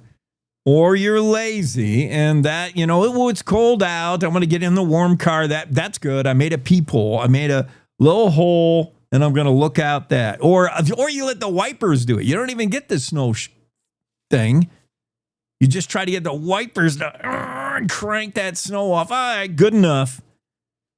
It's so dangerous. I see people like that, and I don't care if you have dangerous driving habits. I despise your laziness. I'm like, look at this guy. So the reasons you do it, you're in a hurry, you're lazy, or I think some people do it as this badge of courage, this bragging. It's like wearing a medal, Look how much it snowed where I live. Yeah, we all live there, dude. Why don't you brag the fact that you own a garage that you can put your car in? Driving a clean car is braggy too in the winter because it shows, hey, I keep my vehicle inside in a garage. I have a garage, which in Jackson is a big thing. Like, really? You park inside? I think some people do it to show off how much snow they have. But whatever. It annoys me when people don't clean their vehicles off. So if that's you listening to us on the radio right now, I'm sorry. I'm sorry you're offended. I'll put a little warning in the corner of the screen when I do the TV show. Warning, this show may offend people who can't brush off their car of snow. News happens at any time, any place. That's why at Cowboy State Daily, we're dedicated to the stories that matter, with reporters stretching from your hometown across Wyoming and beyond. It doesn't matter if it's happening in Yellowstone, the capital in Cheyenne, or the most remote slice of Wyoming. With over 150 years of combined journalism excellence, if it affects Wyoming, it affects you, and we've got it covered. Upstream from the herd, we're Cowboy State Daily. You're listening to the Cowboy State Daily Radio Network. You know you don't have to wear your PT gear anymore, right? It's comfortable. So how's civilian life treating you? It's fine. When I got out, I didn't want to admit that there was anything wrong because I felt like a failure. And then I realized, like, there's nothing to be ashamed of. So I started talking to someone. Maybe you are fine, but if you're not, it's okay. Thank you. If you or a veteran you know needs support, don't wait. Reach out. Find resources at va.gov/reach. Logan Wilson here at the M Building in Casper, Wyoming. They do more than just support businesses and private events. They support nonprofits by offering reduced rates to help the community thrive. The staff here at the M Building have been incredible in helping me organize a fantastic event. They are great partners for those who want to make a positive impact on the community. Come check out the M for your next event.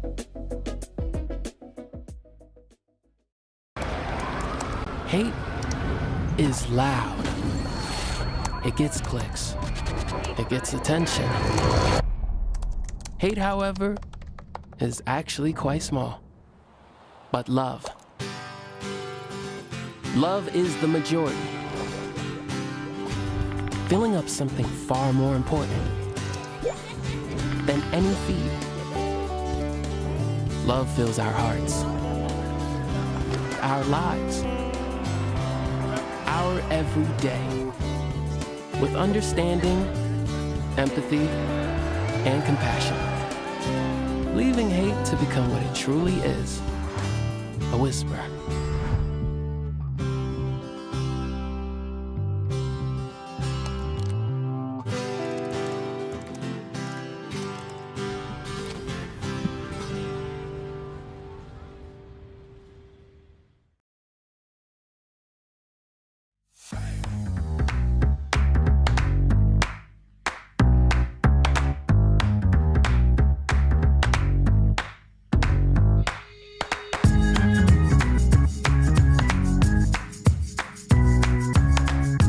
Cowboy State Daily Show on a Tuesday. Happy birthday, Dad. December 23rd. He turns 50 today, so that makes me 30. Jackie Dorothy will be here in a moment. She's got a story about sort of famous, infamous maybe, rum runner named Joe Carey out of Graybull. If you live back in the 1920s in Graybull, Wyoming, and Prohibition, remember, is taking place, Joe Carey would have been your best friend if you still wanted to have a nip now and then. He was a rum runner back during Prohibition in the 1920s. As a 23-year-old, he ran this bootleg liquor business, imported booze from Canada. He had it all worked out. He had a local banker in on it. And Joe Carey became a rich businessman, similar to other Prohibition era rum runners, guys who, somehow found a way to open these speakeasies to get booze into counties, into the state when it was illegal. What a time that must have been to live during Prohibition. So interesting of a time. And to see how different law enforcement agencies handled it Some were kind of, took a lackadaisical approach to enforcement. Others rigidly enforced prohibition. Because remember, this is a federal thing. This is the Fed saying no liquor in the United States at all. Can you imagine? Like today, similarly, it's marijuana. The feds say marijuana is good or bad. And Trump just recently relaxed what schedule pot is, schedule 1 to a 3 or 3 to a 1, whatever. But yet each state gets to decide whether it wants to do pot or not. In this case, prohibition, it was no booze in the U.S. That's it. And then it's up to each state and more realistically, each county to decide, you know what, is that a good law or not? And that's kind of how I guess, I don't know, I wasn't there. That's how the U.S., that's how we dealt with it, county by county. Is booze bad? Kind of, a little bit. Depends. You still want to find it? Yeah, at the Wart, where we still are gambling as well. Or in this case, Grable. Oh, yeah, you just have to know Joe Carey. He'll hook you up. Joe was 23 years old when he had this operation going in Grable. And if you lived back then in the 1920s, maybe you remember, maybe your grandfather remembers Joe Carey running the show. Jackie Dorothy has that story because it's history and she's all about history. And you know who else is even more about history than Jackie and me? I love history. Is Clay Gibbons. Interesting dude. Clay Gibbons has made it his mission to visit the sites of historical events. Clay just doesn't read about history and talk about history and write about history, which he does. He lives it. He wants to go to the places where history happened. For instance, where they hung Tom Horn, the famous outlaw Tom Horn, who shot dead 14-year-old Willie Nickel. Tom Horn we just celebrated the anniversary of his hanging not long ago. I think it was a couple of weeks ago, so it must have been in December. But yeah, this guy, Clay Gibbons, likes to go to the sites and actually see, get a feel for what kind of history happened in these different locations. Cool guy after my own heart. I love history. And yeah, you get a better feel for history when you visit where it happened. People who visit biblical lands get a new appreciation for the Bible when they see, wow, this is the land that Jesus once walked on, and this is how close it is from the Sea of Galilee to Nazareth or whatever. It's pretty cool. Yeah, and if you visit history, it really comes alive for you. What's not coming alive for us is Jackie Dorothy in the Zoom room. Now, I've seen her be 5 minutes late, but I'm about ready to pull the plug on Jackie. Speaking of history, let's go to this day in history. It was 1620. Remember that? 1620, this day, December 23rd. 1 week after the Mayflower arrived in Plymouth Harbor, present-day Massachusetts, that construction began on the first permanent European settlement in New England. So we just got here a week ago, we being, our English forefathers from England, from the UK. And a week after arriving, we said, man, it's cold. It's really cold in the new America. We need some houses. I wonder why they chose to arrive, wasn't there any idea that, the new world has winter? It's just weird that we would arrive on December, a week ago. December 23rd, so a week ago, the December 26th, or December 16th, rather, we landed in Massachusetts. December 16th, Mass. Yeah, it's like full-on winter. Is that the time you want to get here off the Santa Anita and the Nina and the Pinta? Oh, that was Columbus. What was the Mayflower. I just said it. How can I forget? Mayflower. All right, you set sail on the Mayflower. Seriously, if you're boarding the Mayflower on, how long did it take to get over here? Like a month? I don't know. But I'm thinking if I got my ticket for the Mayflower and I'm boarding on Thanksgiving, I'm worried that, holy crap, I'm sailing the Atlantic in the middle of winter.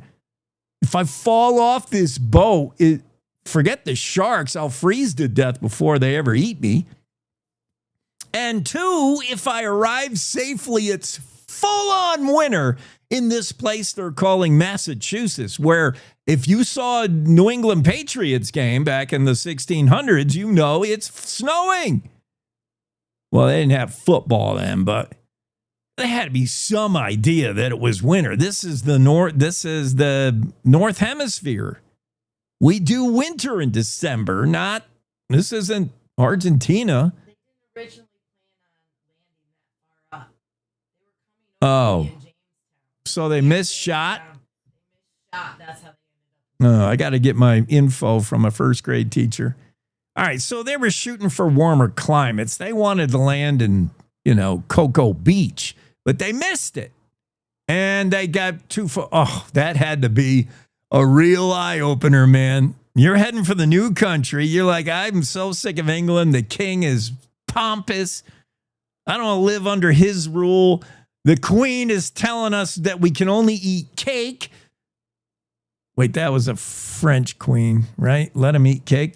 Whatever. I'm over there in Europe, and Europe sucks. There's no animals left to hunt. We killed them all. They chopped down every tree. There was nothing to hang around. And you can't even pray to your own God because the king was telling you what you had to do. And the king would walk around naked, and you had to say, isn't his royal suit beautiful? I'm getting all my stories mixed up into one, but you get the idea. England sucked then, 1600s. You're like, I am going to the new America. All I hear about is it's great. They got Miami Vice. They got wonderful beaches, and I'm packing the suntan lotion. All aboard the Mayflower. And all you brought is your swimming trunks and a sun umbrella. And then you land in Massachusetts on December 16th. What the? Somebody call my booking agent. How did I get into this mess? I don't know why they would set sail so late. Why leave in May? Get here in June. Give yourself some time to acclimate.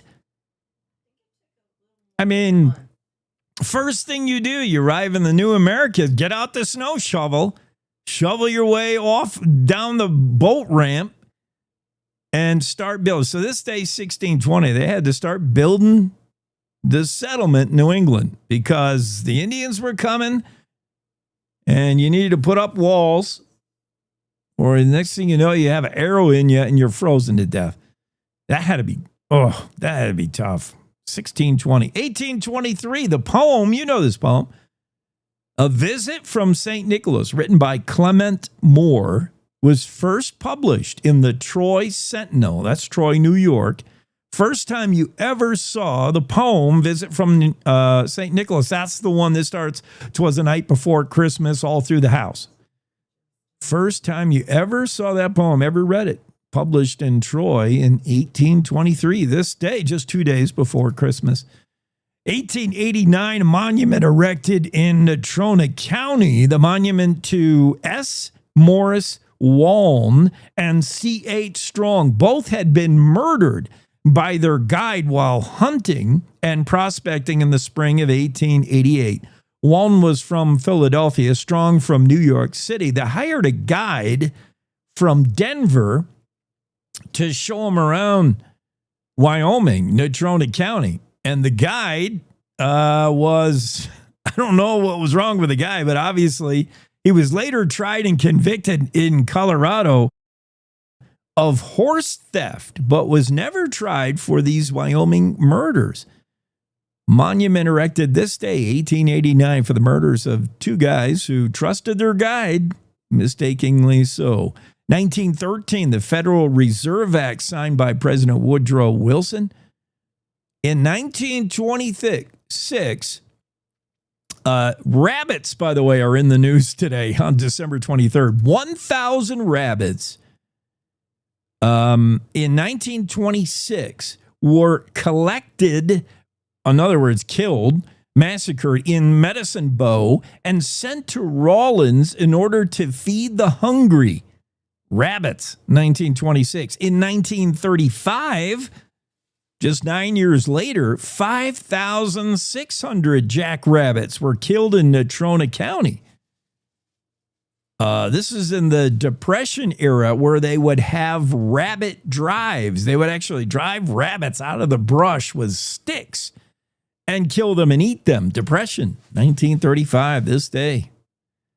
1944, all horse racing in the United States is banned in order to save labor. Remember, this is World War II going on. 1973, Larry LaRome, founding president of the Dude Ranchers Association, died in Cody on this day.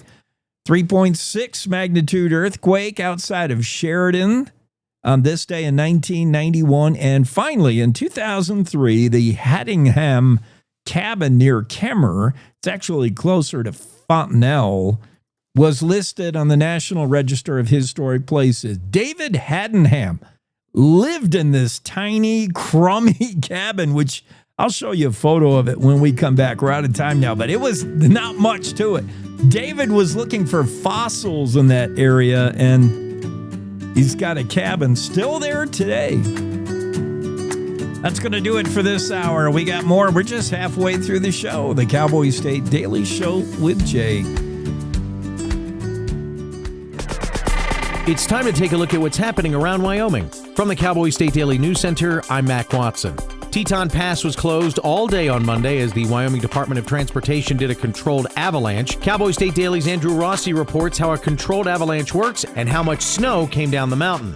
IDOT made the decision to close Teton Pass at 3 a.m. Monday and do a controlled avalanche, which meant a detonation. The devices that use propane and oxygen rather than explosives at 3:45 a.m. And that sent a wall of snow onto the pavement. We're talking at least 30 feet high and between 200 and 500 feet long. And when it's wet and heavy like that, they can't use the traditional snow blowers that they use to clear the highways. They have to call in dozers and loaders to get up there and move all of it. The mountainside had been scraped down to bare soil, leaving a massive amount of snow on the highway that was removed and the road was reopened. A Utah company is leading a charge to take and store radioactive waste from Canada. Cowboy State Daily's David Madison reports that opponents say that nuclear waste could be coming through Wyoming. Recently, this federal agency called the Northwest Compact, which was mandated by Congress to regulate waste issues, has given the initial okay for waste coming from Ontario to be stored outside of Salt Lake City in Utah. I spoke to watchdogs who really monitor this stuff closely, and they raised concerns that they call it low-level waste, but given the federal regulations around low-level waste, that could mean plutonium. Plutonium in small amounts, but still plutonium coming through Wyoming, perhaps on the way to Utah. So it really an example of how two different states take some different points of view on becoming a waste depository. According to a coalition of environmental groups raising concerns, this is the first time in U.S. history that foreign nuclear power waste will be permanently disposed on American soil. I'll be back with more news from the Cowboy State Daily News Center right after this. The weather's turning oh so frightful this time of year, but those excavation projects, they will persevere. I'm Jan Warren for One Call of Wyoming, here to remind you that no matter how big or how small your digging project is, contacting 811 2 full business days before you begin is required by state law. So stay safe unwrapping presents, not utility lines. From all of us at One Call of Wyoming, happy holidays.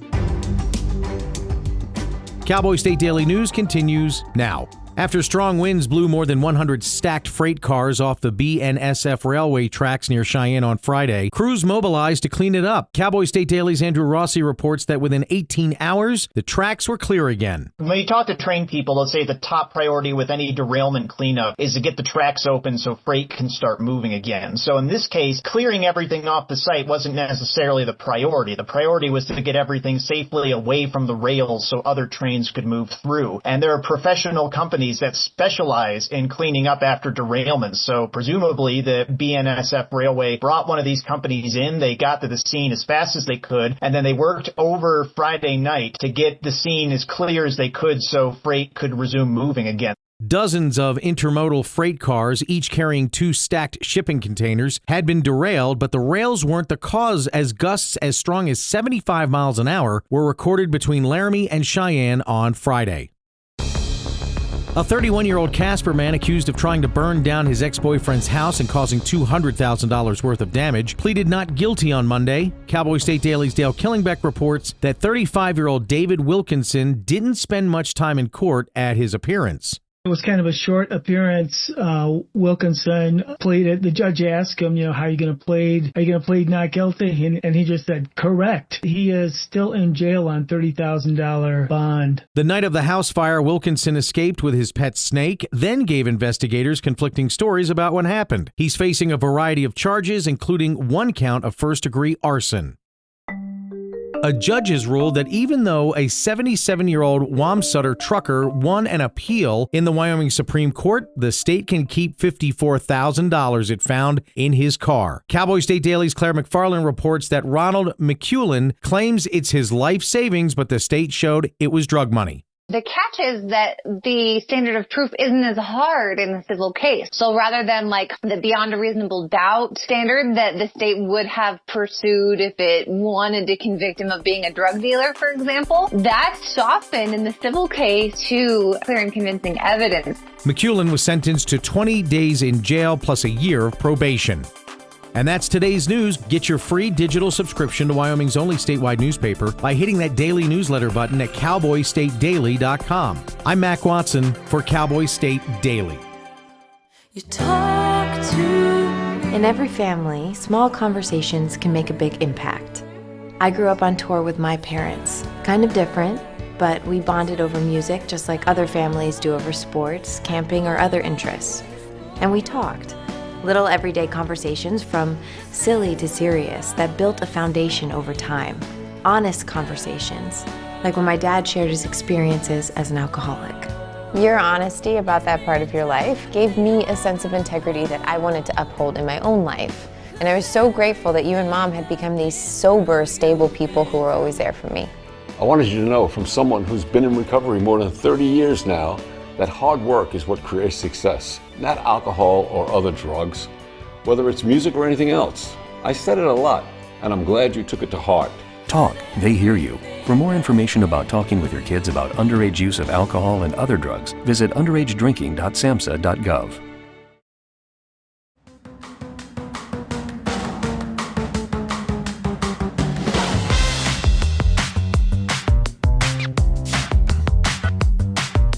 We're back from news break, and speaking of breaking news, U.S. Representative Harriet Hageman has announced that she will run for U.S. Senate just 24 hours, I guess, after we heard that Senator Cynthia Lummis would not seek re-election.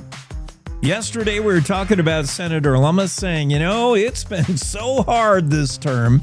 And remember, they go 6 years at a shot, senators.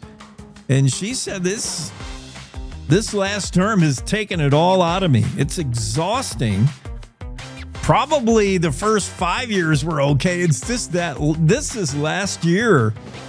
Being in Congress has been a war, a circus bordering on a war. It's not anywhere many of us would want to be. Who would sign up for that? I don't know. But Harriet Hageman just did. She says, I want in. Congresswoman Hageman made the announcement just a day after we hear Lummis will not seek re-election.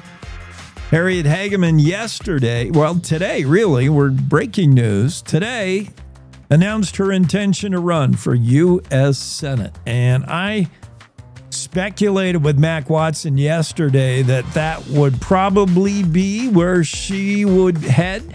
I know there's rumors about her maybe thinking about the governorship, but the next time I have Congresswoman Hageman on, and I'll have to get used to calling her Senator Hageman because she'll win, I think. But we'll see. That's why we have elections. She'll be on, she is on regularly every third Thursday of the month. So I don't know. Do the math. Check your calendar. January. We'll have her on. And I will, among many things, I'll congratulate her for getting in the run. Wish her good luck in the run for Senate. I think she'd make a great senator. She's made a great House rep. But I will ask her if that was ever true, if she ever considered a run for governor, because I think that was all just rumors stirred up by everybody except Harriet Hageman. I don't think she ever had her eye on governor of Wyoming. But the speculation was, and maybe fueled solely by Secretary of State Chuck Gray, who said, I don't want to announce a run for governor if Hageman's in the race. I don't want to go up against Harriet. Out of respect or out of acknowledgement that it wouldn't be a fair race, I don't know. But Secretary Gray said, I don't want in if Congresswoman Hageman is going to run for governor. I'll step out of the way. But who said Harriet was ever interested in being the governor of Wyoming? I thought that was odd that you would go from lawmaker, a policymaker, to a governor. It's a whole different skill set. Now, people have done it. People have jumped from lawmaker to governor. That's the stepping stone to get there.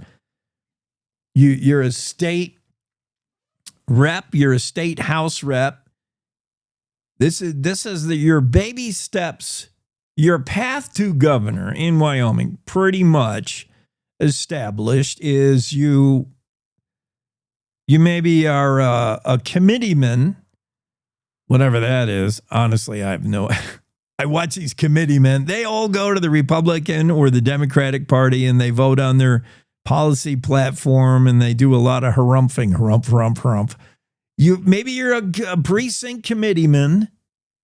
Then, I'm getting ahead of myself. First, you're on the board of your HOA, which, depending on where that HOA is, that's the most power you will ever wield.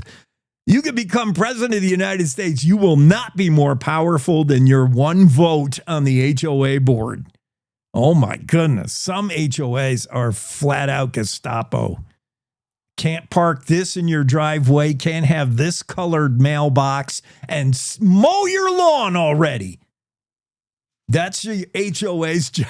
They are ruthless, some of them. So, okay, you're going to be on the board of your HOA. That's now on your resume. You're on your path toward president of the United States at this point. Then you become a precinct committeeman. Congratulations. You've now landed on that square of Monopoly. Hand out cigars to everybody. Collect $50 from everyone. You're now precinct committeeman. Yay! Then, and I'm wasting time now waiting for Mark Hines, who was also a no-show. We're 0 for 2 in the Zoom room. Then you go for, then you're on your town council and you make decisions about zoning and other crap. Then maybe county commissioner. Boy, you're moving up. You could be making like $30,000 a year as county commissioner, depending on what county. Or Teton County, it's like $80,000. Then you get to, then you run for House, state House. And you're in the House with all them freedom caucusers. And then you move to the Senate, which is the adult room. For the House in Cheyenne, legislative session coming up here in February. The House is like the kids' table at Thanksgiving. And then you grow up and you graduate to the adult table. That's the Senate. And then, you parlay that into a governor. That's your path to governor for Wyoming, for the most part. You don't go for U.S. House, where you make trips you live half your life in Washington, D.C., hobnobbing with the president of the United States, whoever that is. You don't go from there to governor. It's a lateral movement. It's a sidestep. But to me, it's a step down the rung of the ladder. And it's also a different skill set. If you're a lawmaker, you're making laws. If you're a governor, well, we'll have to ask Governor Gordon what it is you do when you're a governor. You show up at a lot of events and you do governor stuff. It's different. So this idea that Hageman was eyeing the governorship of Wyoming, I never bought that. But I'll ask her. She'll be on next month. It'll be here soon. Representative Harriet Hageman, her age disclosed in this story by Claire McFarland. I would never. You can go read it. She did announce that she has her eye on U.S. Senator Cynthia Lummis's seat. The seat not even cold yet, and Hageman wants in. Good for her. I think she'd make a great senator. That story is blazing right now on Facebook. It is huge. Breaking news story broken by Claire McFarland and the Cowboy State Daily. I'm excited to see where that goes, and I'm going to just coach myself into getting used to saying Senator Hageman joins us today. She'll be great at that. Hageman and Barrasso, great representation for the Cowboy State, I think. Now, that's just my opinion. You got your way you want to go. Maybe you have somebody else in mind for the gig. That's cool. I'm really not politics. That's not my thing. In the end, I don't really care who's in there, but I'm happy for Representative Hageman. Getting back to that Haddenham cabin, Haddenham cabin, David Haddenham lived in the area. He was looking for fossils. This is Fossil Butte. This is where you find all those fish fossils in Wyoming. Down there, west of Kemmer, near Fontenelle. It's kind of like a lot of wasteland, which is why you find a lot of fish fossils there. I mean, it was formerly seabed, ocean bed, and the whole mess of that's big national fish monument or state fish monument or something. You can go down there and search for your own fossils today. It's kind of fun if you ever visited that area of Wyoming. But David Haddenham, back in the day, was looking for fossils in this area and built, I'm assuming he built it, his own little triangle teepee cabin. I mean, this thing is a piece of junk, but it is on the National Register of Historic Places and still there today. And it's hard to believe someone lived in this thing. I mean, we've seen some decrepit log cabins with dirt floors. This thing isn't even, Haddenham built it and didn't even build 4 walls. He couldn't be bothered with it. He built it like A-frame style and small, like as big as these. I'm looking at A-frames right outside my window. And there's not much to it. But on this day, 2003, it was named this cabin added to the National Register of Historic Places. Also, one other thing I missed on this day in history, not Wyoming related, but sort of international related. Van Gogh cut his ear off this day, 1888. Vincent Van Gogh, who you probably know, he's a troubled artist, cut his own ear off. Most people know that tidbit of trivia, but I bet not many people know when he did it. You can tuck that away for your next cocktail party, or if you're at the holiday Christmas party at work, you can drop that little bit of knowledge. Hey, did you know Vincent Van Gogh cut his ear off today? 1888, December 23rd. Let's take a break. I do have guests this hour. Mark Hines, a no-show. We're going to cross him off the list, but Kevin Meyer, our resident cowboy, will be here soon enough right after this. Let's face it, mornings are tough. Gotta get up, gotta get the kids ready, feed the dog, the cat, every other living thing in your house. Oh, get caffeinated. Whew. It's a lot of work. It's a lot of work. But you also want to be informed, catch up on what's happening in Wyoming and the world as well. Hear from the newsmakers of the day. That's why Cowboy State Daily has The Morning Show with Jake. Jake Nichols talks about the news you care about, not some ponderous, overwrought, inside the Beltway show that's syndicated out of New York or LA. You want the news that's going to affect you and your life. Jake interviews not only the newsmakers, but the deciders, the people who make the decisions for the future of Wyoming. Plus, you'll hear the stories directly from our award-winning reporters from Cowboy State Daily. So make sure you start your day off the Wyoming way with Cowboy State Daily's Morning Show with Jake Nichols. Monday through Friday, 6 a.m. to 10 a.m. Stream it on our homepage. Watch it on YouTube. Cowboy State Daily's Morning Show with Jake. Oh, and don't forget your car keys. This is the Cowboy State Daily Radio Network. I don't think that many kids in my son's school even do it.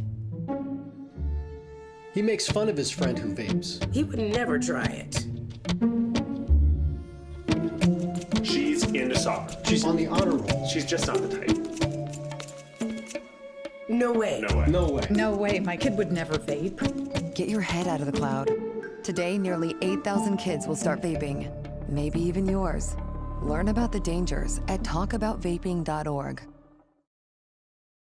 Life's daily battles are not meant to be fought alone. We're not powerless, so long as we don't lose sight of what's important. Don't be afraid to seize that moment to talk to your friends. Cloud, you okay? Because checking in on a friend can create a safe space. The first step on our new journey. You coming? Reach out to a friend about their mental health. Seize the awkward. It's totally worth it.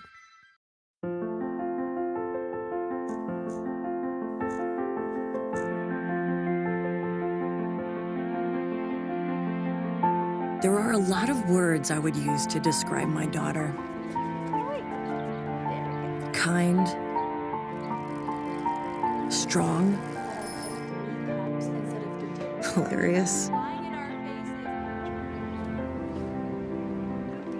When I think about how much she's experienced in her life, on a journey that we're now on together as a family, we can't help but be inspired by her every day. Hey, Mom, we're about to start the movie. Oh, yeah, I'll be right there. Okay. So really, we're the lucky ones. Learn about adopting a teen from foster care. You can't imagine the reward. Visit adoptuskids.org.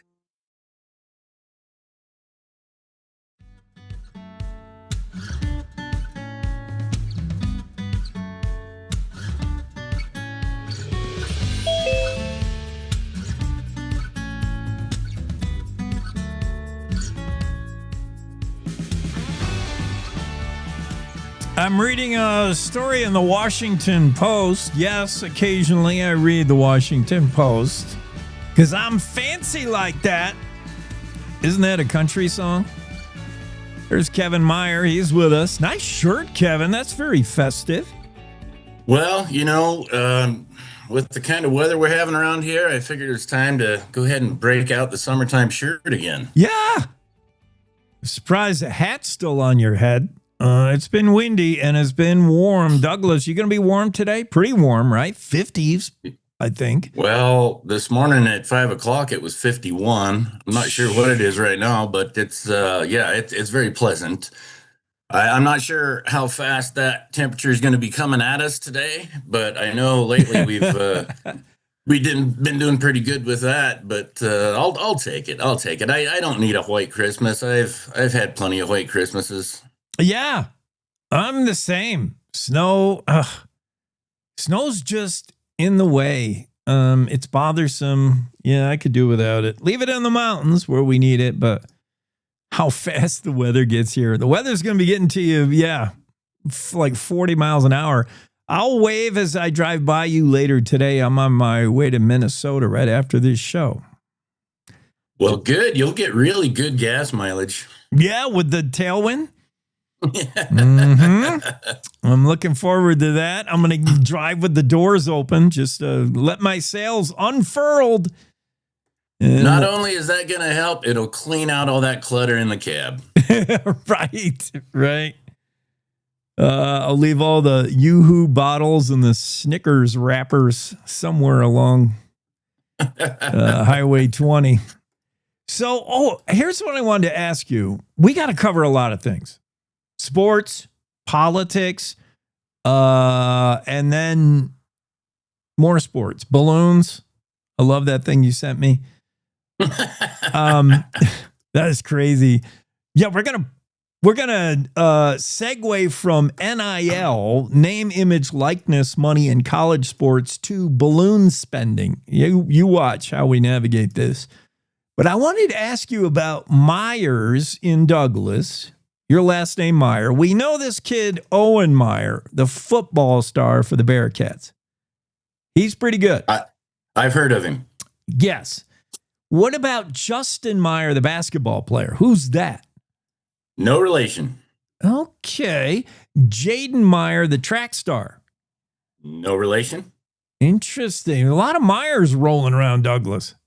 There is, and I'm not related to any of them. It's really funny, but Yeah. there's quite an enclave here of that last name, and right. no, we're just strangers on the street. Jaden Meyer, shout out, track star, really good at hurdles. Go girl. Yeah. And Justin is sophomore on the basketball team, which Douglas is pretty good. You beat Jackson in basketball. Yeah, they're doing good. It's always impressive that a little old town like Douglas can have that many good athletes.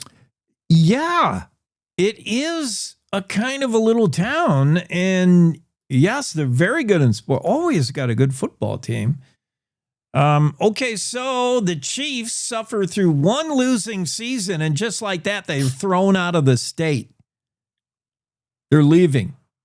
I saw that. So, wow. Of course, anyone who's ever been there down in that Kansas City area knows that you can throw a rock from Kansas City to Kansas City, Kansas. Yeah. But that just goes to show, I think, that taxes and I'm sure they're getting a pretty good deal on that, and then the space they have. So it's not like they're leaving completely. And I don't know, folks down there, if there's much of a rivalry between the Missouri side and the Kansas side or not. Yeah, where else do you have? There's somewhere else where you have the same city. Well, it's not actually the same city, right? They shares two states, Kansas City, Missouri, Kansas City, Kansas.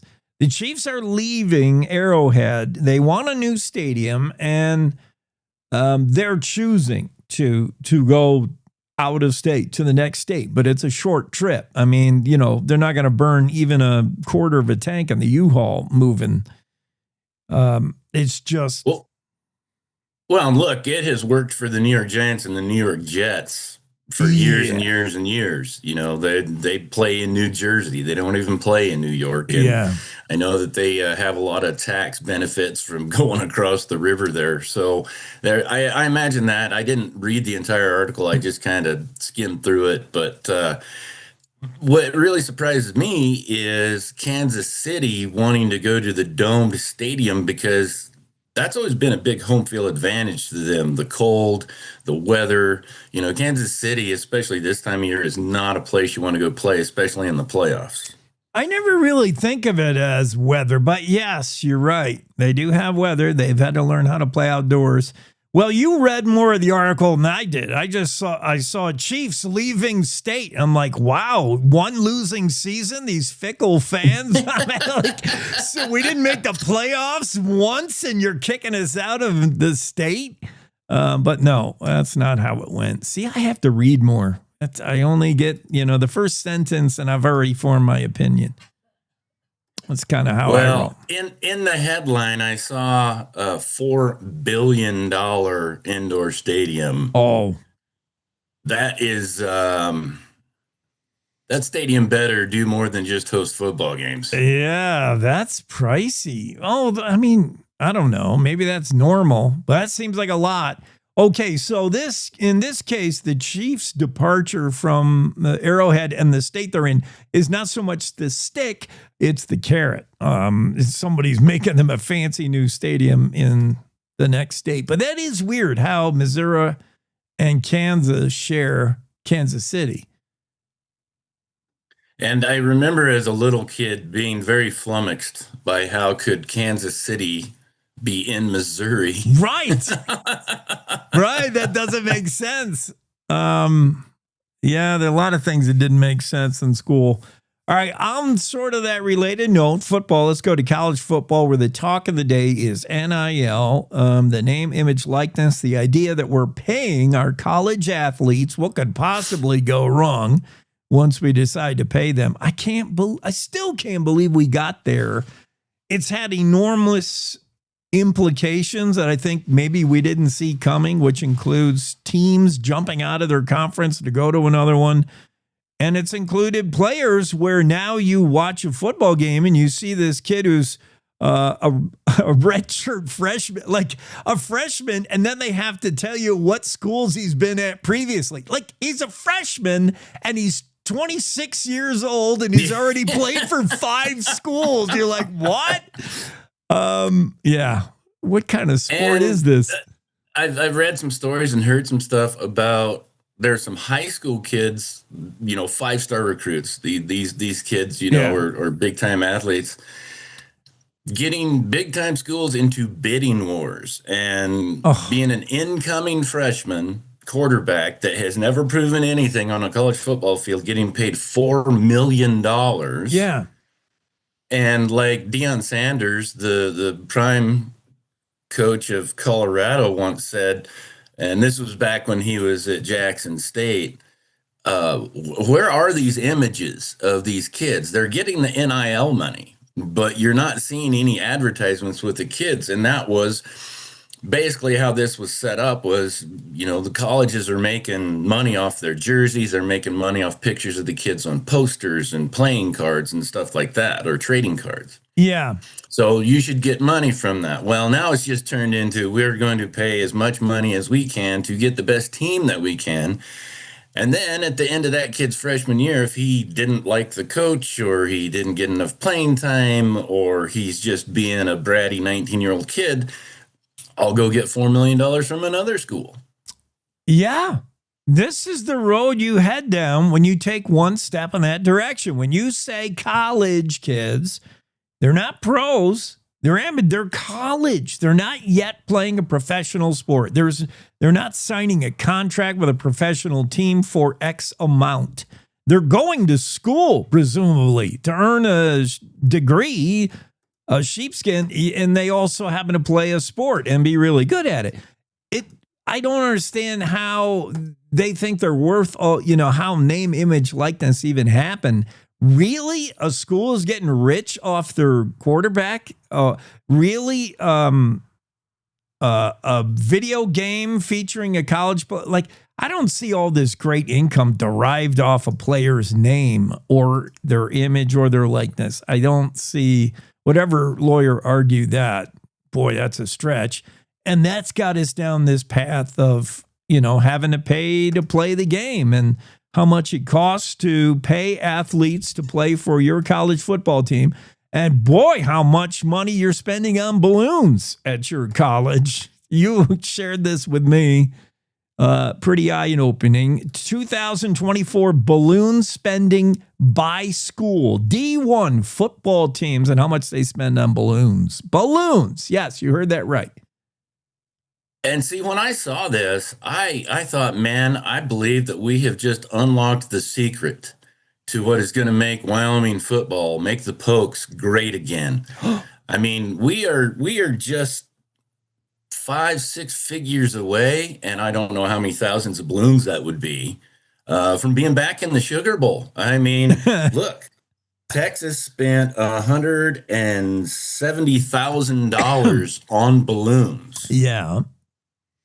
And Wyoming spent $126. $126. Now, there's got to be a correlation, doesn't there? Yeah. How does your balloon budget And there is such a thing. We're looking at this school. You got a list of 38 D1 schools ranging from Texas, which spends $170,000 across all athletics, to be fair. Texas A&M's in the list. They spend $55,000 on just balloons for football. Balloons being, you could use them anywhere. Like at the game, when the team rushes on the field, there's probably, balloons involved. And balloons, helium balloons, not cheap. Helium sometimes is scarce and expensive. Arkansas spends almost $32,000 for their annual balloon budget. There is such a thing. I'm looking at the spreadsheet. Wyoming is not the lowest, but they're pretty low. $126 budgeted last year for balloon spending. And as a Wyoming taxpayer, I think we should all get told exactly where that $126 went. Was that for homecoming, or was it for where are we going with these balloons? But my favorite one on this list is the University of Texas, San Antonio. Oh, yeah. Spent $17.04. Now, here's why that one catches my eye. That means someone submitted that as an expense to get reimbursed, or they paid with a university check. Now, come on. If you're, the head of the cheer squad, don't you just take one for the team and go ahead and eat that $17 rather than take the time to fill out an expense report for it? So many questions with that number. You're right. UTSA spent $17.04 on balloons for the entire year. That was probably one scenario where they were announcing a change in coaching, or they were trying to cover up the fact that they went 0-12 that season. They had a press conference. They're like, "Whoa, we got to dress this up with some balloons. Here, go run out to Albertson and say, it's either that or somebody retired and they bought him a balloon bouquet. Yeah. For the going away party. Dude, here's a 20. Run down to get a couple of balloons, whatever this buys in balloons, and they come back with change, and you just spent $17.04. Balloon budget. The next spreadsheet we need to see is how much did each school spend on generic white sheet cakes for birthday and retirement parties. Yeah. If we're going to analyze the budget, and we should be as taxpayers, is some of my tax money going to pay some fancy quarterback at UW only to have him transfer the next year right the heck out? After he buys his girlfriend a Lexus with the money, is that a waste? I want to examine the budget right down to balloon spending, which at $126 a year doesn't seem that bad. But let's make sure that doesn't balloons, excuse the pun, into any kind of a bigger number. Good. I'm glad you shared that with me, Kevin. I'm concerned. Well, it's nice to know that amongst all the other things that we do well, being forensic accountants is another one of our jobs that we might be able to do. There's nothing you and I can't handle. Give us 12 minutes once a week, and Kevin and I will fix the world. By the way, this just in, we are now contractually obligated to call this show the President Trump Cowboy State Daily Show.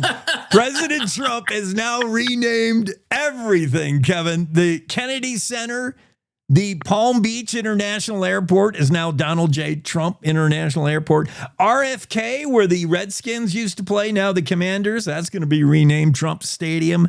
Trump's putting his picture on your national park, on your park pass, National Park Service. If you get the annual pass to Yellowstone, for instance, Trump's face going to be on that. Trump's also got his own gold card, cryptocurrency. He's now named a class of warships are all going to be called Trump class. This show is now the President Trump Cowboy State Daily Show. So I think there's two things going on here. And number one, anytime I hear people who are not big Trump fans complaining about how he's renaming everything after himself, my first thought is, have you not been paying attention since the mid-'80s? everything he touches, he names after himself, paints it gold, and so how could this go any other way? Yeah. But I think there's actually a political side to this, in that the Democrats always say that the first thing they're going to do when they get back in power is they're going to undo everything that Trump has done. I think he is just overloading the system to where it's going to take them so long to get all of this unraveled that they're not going to have time to do anything else. They're going to be signing executive orders trying to undo all the things that Trump has named after himself. There's not enough paint in the world to paint over all the signs that are going to have Trump's name. I don't know what the balloon budget for the Democratic Party is going to be to cover up all the Trump signings, but they're going to have to buy a lot of balloons. They're absolutely. And the way things are going, it's going to be really, really hard to find a balloon that doesn't have Trump's face on it. Mm-hmm. Trump everywhere, Trump all the time. What else is happening? We got a few more minutes before. I do have a guest after you, presumably. Wait a minute. This just in. Jackie's got a note from her doctor why she wasn't on. And Teton Brown, who's scheduled after you, is running late. He's driving over the pass. Teton Brown, who is a skier. He should be skiing over the pass. But okay. Yeah, really. Right? Especially with what they did to it the other day. I know, dude. That was a lot of snow. That's where all Wyoming snow is. Everybody's like, where's our white Christmas? It's on Teton Pass. Yeah. And I would give anything to have been there to see the guys that set that off. Right. Dude. Give the slow look of shock like they do in the movies. Like, that wasn't supposed to go like that, man. Right. We're going to need a bigger boat. We're going to need a big. Yeah, I have been with those guys. Once in a while, they'll invite media up for one of them when they bring the snow down with the gas sexes. And yeah, they stand, they park their rig a good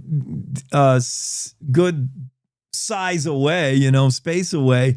But yeah, I'll bet that time they're like, we're just going to bring it down. We'll have it cleaned up in 3 hours for the morning commute. And then they saw what came down. They're like, OMG. And then they had to draw straws to see who had to call the boss. Yeah. To tell him, we're going to need a bigger boat. Who had to call Idaho and say, bring all your snowplow. Everybody bring their toys to this mountain.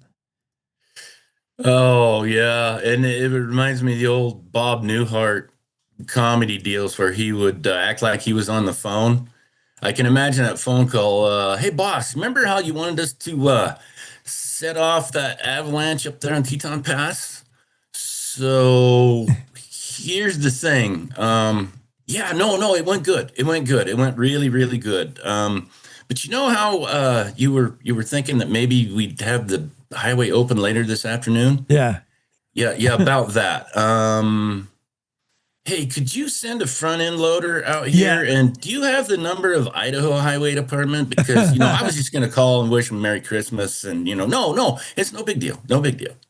And we're going to need 3 front end loaders, actually. What happened to the 3 we brought up? They're in there. We'll get to them. We'll get to them. But we'll get to it in about 6 hours. We'll be able to fire one of those up. But they're under there, in there. I meant. Yeah, that was, oh my goodness, 30 feet high, 500 feet long, a lot of stuff, heavy stuff that the rotaries can't blow it. Shovel by shovel. Where did they go dump all that snow? They shove it right down there in Black Canyon or whatever it's called, underneath Glory, the other side of the road. Yeah, gotcha. Yeah. So that place will be a swamp clear through half of August next year. Like, so much snow sitting down in that valley. Well, great. Teton Brown will be able to ski all the way into August. Teton Brown can ski his way right here to our studio, presumably. But yeah, he's running late. He'll be with us in a minute. He's got a new documentary, More Ski Porn. I was watching it. It is cool. He does big mountain skiing. like everybody does here in Jackson. Like, that's how we do it here. We don't do civilized groom run skiing, snow. We go big mountain skiing with big tricks, big air, go big or go home. And we'll have Teton Brown next. Kevin, anchor yourself. Merry Christmas, my friend. You travel safe. Merry Christmas. Thank you. I'll wave on the way by. You'll see some rappers flying out the Ford. That's me. All right. Sorry for littering. Have a great Christmas. Kevin Meyer making cowboy sense of the world, horse sense of the world on the Cowboy State Daily Show. Now sponsored by Trump's Cowboy State Daily Show. JB Hunt now has CDLA truck driving jobs in the Cheyenne area, and they're hiring Class A drivers for a local dedicated route. Drivers can make $78,000 a year and be home every night. Plus, medical benefits after 30 days on the job, also earning paid time off on your first day, and enjoy other perks like a company-matched 401k. As a company founded by a truck driver, JB Hunt is driven for you. So head to drivejbhunt.com to see the JB Hunt difference. That's drivejbhunt.com. In Wyoming, you want news from folks who still shake hands and mean it. You just want the facts. That's why more Wyomingites listen to Cowboy State Daily Radio. News that doesn't bend, twist, or dance around the truth. Crisscrossing the state to cover the news the way you like it, with reporters steps away from the Capitol in Cheyenne and in your hometown. No spin, no corporate suits, no duh. Talking about your state. This is Cowboy State Daily Radio. You're listening to the Cowboy State Daily Radio Network. Who can you turn to for news you can trust? Your local TV and radio broadcasters. You trust us to keep you safe during times of crisis and to deliver the weather, sports, and entertainment you rely on every day. We bring you the facts you need to make decisions that matter. And as misinformation floods social media, you can trust your local stations to deliver the truth. Text TV to 52886 and tell Congress you rely on your local stations for trusted news. You handle the healthcare, we'll handle the marketing. In need of a spark for marketing your medical practice? Loom Studio provides creative and strategic healthcare marketing that illuminates the path to bigger and better experiences for your business and your patients. We specialize in branding and design, social media, website design, SEO and SEM, not to mention content creation, public and media relations, and marketing metrics to ensure you're getting results. If you're looking to increase your patient engagement and retention, enhance your community impact, and streamline your marketing efforts, our team is ready to help you achieve your goals. Contact us today and learn more at loomstudio.com. I'm Chris Jakovic. I served in the United States Air Force and I deployed 3 times. So in 2017, I was serving as an Air Force First Sergeant. Our motto in that role is my job is people, everyone is my business. But unfortunately in that year, I would lose my own brother, Lance Corporal Adam Jakovic, to suicide. The majority of veteran suicides are from guns. I store my weapons securely, not only for myself, but for my family. My service never stops.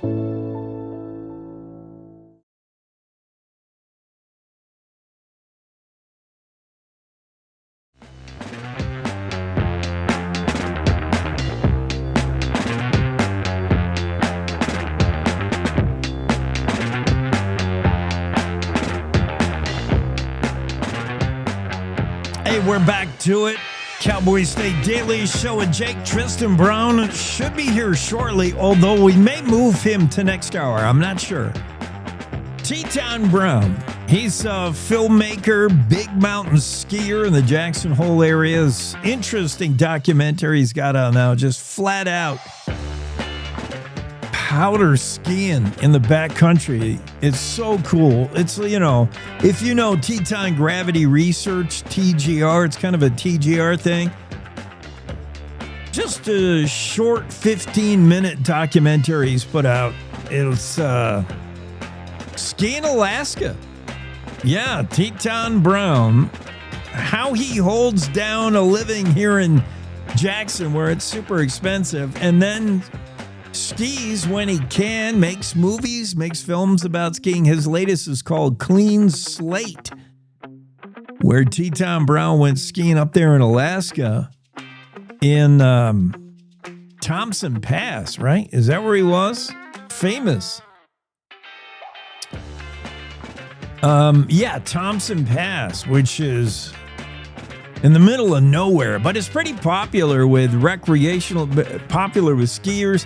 It's right off and right on Richardson Highway 4. It's a bicycle route, popular with cyclists up there in Alaska. Thompson Pass, big mountain skiing, man. Steep and deep, clean slate. We're going to play a little bit of that, and we're going to have Teton Brown on either soon or next hour, one way or another. You know who else is going to be on the show next Monday? I'm super excited for our guest on Monday. Andrea Orban will be with us, and she's going to explain the bizarre behavior of starlings. They were in the story from Mark Hines. These starlings created in the title, in the headline of the story by Mark Hines from December 19th, it said, "Weird bird tornado near Torrington," was actually a flight of starlings that created, seriously, a bird tornado. Did you see the photo? This is courtesy of Ed Schreiner. I'll share it for those who are watching. If you're on radio, just imagine a tornado. What is a tornado? You know, the funnel. Only this tornado is made up of exclusively birds, all flying in a tornado shape. And, you know, have you ever seen the videos where starlings all fly together in a group? And they all on cue synchronize, change directions. And they fly as a flock. They fly as a pack. They fly in unison, right? As one group. And their movements are mirrored by every bird. They all of a sudden they'll turn left, turn right, dip, dive. They do all this stuff together. First off, why do starlings do that? What's going on? I want to ask Andrea, what's wrong with starlings that they got to do this? What kind of goofy bird flies with his friends in the same way? Like, what pleasure do they derive from this? And then how do they do it? That's the $1 million question, right? Are they on some kind of bird brain mind meld? Are they talking to each other telepathically? Do they use like we already know birds navigate their migrations possibly by the magnetic draws of the North Pole, South Pole. Where do they take their cues from? I want to know how starlings can fly like this in a uniform pattern, hundreds of starlings. Why do they do that? It's murmuration. I can tell you the murmuring sound it produces, it's called murmuration when starlings all fly in this same way. Thought to be something they do for protection because starlings are little. Stuff wants to eat them. And maybe they fly together for that reason. I don't know. But Andrea is going to be on. She's got all the answers. Andrea Orobana. What did I call her? Orban? Andrea Orobana. She's going to be on the show Monday, December 29th. And we're going to talk about starling murmuration. Yeah, you never thought that was coming. We've run out of things to talk about at the Cowboy State Daily Show. Yeah, we got politics, breaking news in the Cowboy State Daily today that Representative Congresswoman Harriet Hageman said she will run for U.S. Senate to take the seat vacated by Senator Cynthia Lummis, who just announced like a day ago that she was done with it. Exhausting sessions, exhausting being a U.S. Senator, said Senator Lummis. and she just couldn't picture herself doing another 6 years. That's 6-year term in the Senate. So yeah, when you sign up to run for that, you're in for a little bit. And yeah, she announced she would not seek re-election. We wondered in that void, in that vacuum, who would step in, and we didn't have to wonder very long. Congresswoman Harriet Hageman is popping in. I kind of thought that's what would happen. Okay, here's Teton Brown. Looks like he did make the scene, but we don't have a lot of time for you, Teton Brown. What's happening? Hey, yeah, sorry for being a bit late there. That's all right. Just driving over Teton Pass, and it took a little longer than expected. Dude, you could have skied over it faster than driving. That would have been more fun, at least. Yeah, right. Teton Brown is with us. He's in that story by, who wrote that? David Madison? Yep. That's correct, yeah.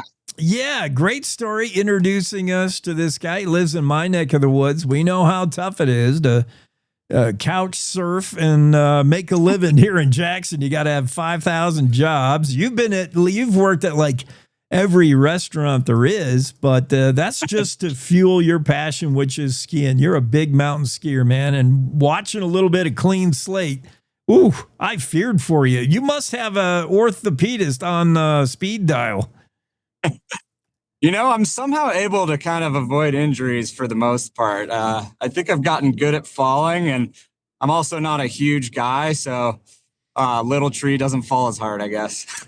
Well, you had a buddy call you both confident and crazy. He said, I'll do stuff big mountain skiing that I think is dangerous. And then, Teton Brown will, nothing compared to the risks he'll take. Although you've also been described as very calculated in your skiing style. Would you say you're a risk taker anymore? I mean, you probably used to be growing up. Where are you now with big mountain skiing?